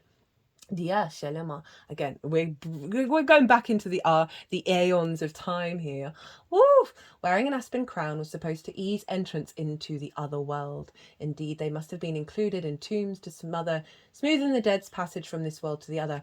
I feel like this is your journey into the new reality being supported, as well as the journey of the ancestors, the past lives, who have perhaps not been able to pass on, or have those wounds or those limiting beliefs that they are not of value and of worthy to go back into the arms of source, right? So many of us have been, you know, the phrase fallen angel is just an easy term for we signed up for a bad job to do that actually had consequences that were actually supportive of the evolution of source, but we can get stuck in that I did that terrible thing. And so we can feel that we are never worthy of reconnection. And I'm feeling very strongly of the support coming in of that being softened and soothed. Whoa. The description of the tree as a gathering place makes sense. Therefore, the dead were believed to congregate in large and mostly silent groups around the tree. The aspen others abiding quality was that of protection, especially against the fairy kind. The Greek for aspen was aspis, also meaning shield, and like the poplar, it was used to make shields imbued with magical properties. Placing an aspen leaf on the tongue was supposed to bestow eloquence in the kind normally only given to the fairy queen herself. I wouldn't mess around with the fae.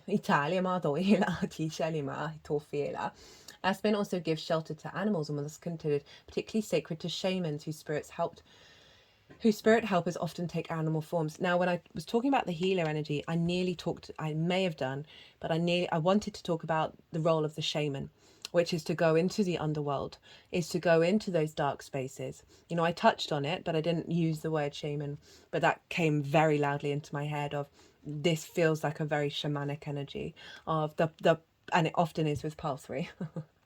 Wasn't so much the last one I did 4 piles. It wasn't quite so much the same, but every other picker reading pile 3, whoa, of the strengths of character of your soul to be able to wear this crown. The moon is in Scorpio at the time of this conjunction. Scorpio is linked into going into the underworld. It is the death card. So there's some powerhouse here. Woof. Pile 3. Completely forgotten about your tarot. So this is the challenge and how to work with it. And here is the tarot itself. So we have the 5 of Cups, a sense of grief, this heaviness of a lack of flow, a lack of abundance, of the weight of the shroud of the dead, of being stuck in this sort of limiting belief of lack. I'm not denying the emotion of grief for those of you who've gone through difficult situations. I'm never, ever, ever, ever denying the emotional response to that. Grief is such an important part of human existence. But if we link it into the ancestors, the past life grievances that you've had of getting stuck there, right, of not seeing that 2 of Cups, and I'd forgotten that this was here, everything that's come through in this reading of like the empowerment that's showing up of your capacity to transform that energy. Fire, Queen of Wands. Queens bring depth, nuance, they strategize, they observe, right? They reflect, they cultivate their element, right? Fire is very transformative. From the phoenix rises from the ashes, very powerful, the spirit energy, very independent, very sovereign, very creative. So there's this element of you tending to the transformation of the soul. You can apply all this to your own experiences in life. And maintaining a level of independence, a level of sovereignty, that your energy isn't being distorted by this and limited by this anymore. A level of cultivation here of being able to find the sunlight, right, with the sunflower, being able to find the light rather than the darkness. This can be finding the light in the darkness. They are 2 tools for us to work with, but overall a deeper sense of a nourishment, right? The Queen of Wands birthing from the womb. Wheel of Fortune, 3 of Wands. And the Sun, the Hermit, the 4 of Wands. Love this. Fate's changing, right? We're moving away from the box. There's an ease coming in. This is a bigger cycle. This is a bigger picture. So there's a sense of I'm just getting tingling all the way up the back of my spine. We hold a lot of karma in our spine of this energy coming into you and therefore coming into your past timelines. Diala is Jupiterian energy, and it is saying, this is shown in the spread, that this a perspective and environment situations are shifting. You're being rebirthed with a lot of protection and a lot of power behind you. Speaking of power, 3 of Wands. This is the sun in Aries. This figure knows it's done all that it needed to do. It's done the best that it can, and it's embarking on a new journey. Doesn't know what's going to happen or how it's going to unfold, but it's confident within itself. It's confident in the steps that it's taken to get to this point.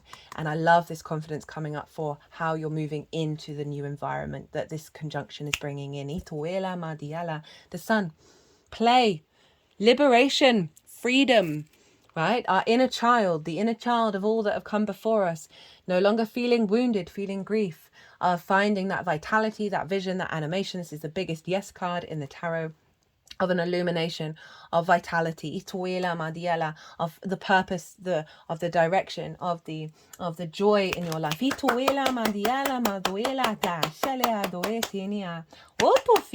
really like the word joy.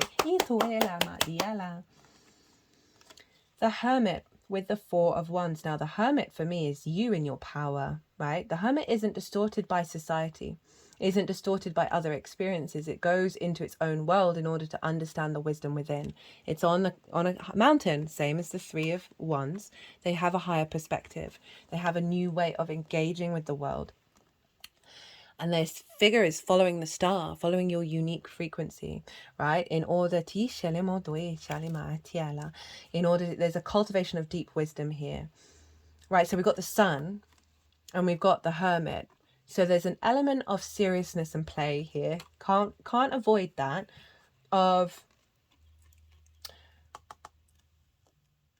So some of this energy that's come through may be very unconscious.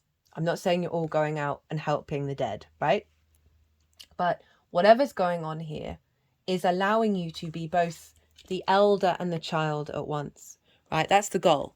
The innocence, the openness, the awe of existence with the wisdom from all that's come before, in order for us to be so empowered in our journey, right? And I feel like there's a lot of joy coming into your life, as well as a lot of mature situations that you're going to handle very, very well. And so often when we're working with the magical realms, with what's going on in the world, that we do encounter wounds and healing. This is sort of very shamanic energy of like shamans were often, this is the wild man in the woods, right? So shamans would often be covered, the animal, the hermit talks to the animals, like of all the cards, this is a very shamanic energy, but you're bringing the light out. You're bringing the light out, and you're doing it from a place of joy and a place of love that isn't heavy on your existence. Got the 4 of Wands. This is about celebration. This is about a milestone of having, for me, I link this into the harvest, right? You got to go out there and do the daily grind to get that harvest in. But when you do, this is when the harvest comes in. This is the celebration of it, right? It's also with like-minded people. This can be with your ancestors. This can be with the guides that you work with the people that you've maybe intuitively done this work with. Or just by doing it by yourself, that it is affecting the collective in whatever way possible. But it is a milestone where you're able to celebrate, right? That there's an achievement here. There's hard work, but there's an achievement that feels really good and feels really united. It's not that you're going over the same cycle, the same graph, that you're never seeing things manifest. This showing up saying that you are. So the difficulty and how to work with it. We've got the Queen of Swords in reverse. So there is, and then with the 7 of Cups. So this is my channeling card, by the way. So the difficulty is a blockage around understanding that you are in a new reality. So the Queen of Swords has gone through some difficult times, right? All those clouds, but her head is now above the clouds, and there is one bird here. It is on her crown chakra, so she is receiving divine wisdom, right? Illumination, and she's open to receive the new reality.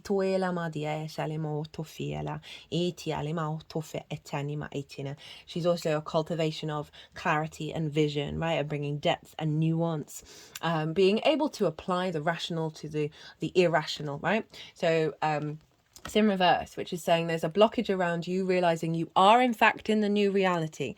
And now there's a sense of recalibrating the perspectives, right? So old patterns can show up where you feel like you're in those clouds.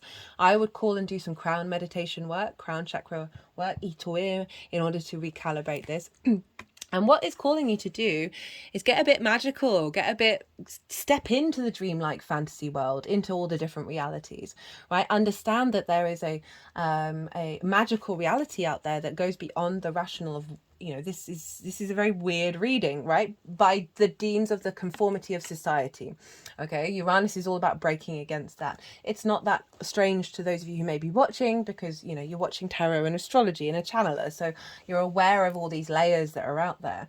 And this is really calling you in order to break out of feeling like you're trapped in an old paradigm, right? An old way of thinking. That box, remember that this is saying that this will come up, but the way to work with it is allowing yourself to tap into the dreamlike state, right? Allowing yourself to not have to have a rational understanding about what's going on, to understand that this is the universe pulling the magical reality into you. For some of you, this is activating psychic abilities, channeling. We're all channelers, we're all psychics, by the way. We just do it in very, very different ways. But it's calling you to try and perceive different realities, rather than the limitation of the reality of the Queen of Swords in reverse. It is calling you to open up your emotional body, your intuition, the memories that you have within your emotional body, many past lives, many ancestors. Whether you're consciously aware of what's being communicated often doesn't matter. Then see what your instincts call you to do after doing that meditation. Why? Right, pile 3. Maybe get a bit of kyanite and hold it with you while you're doing it. I feel very honored and privileged to be able to have brought this message through.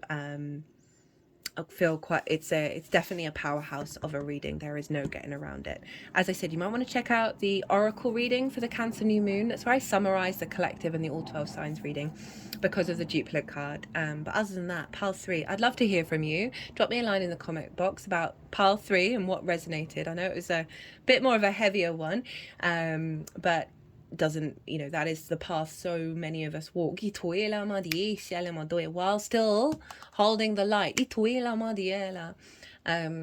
Pile 3, be good to yourselves, be good to those around you, safe travels, and be well until we meet again.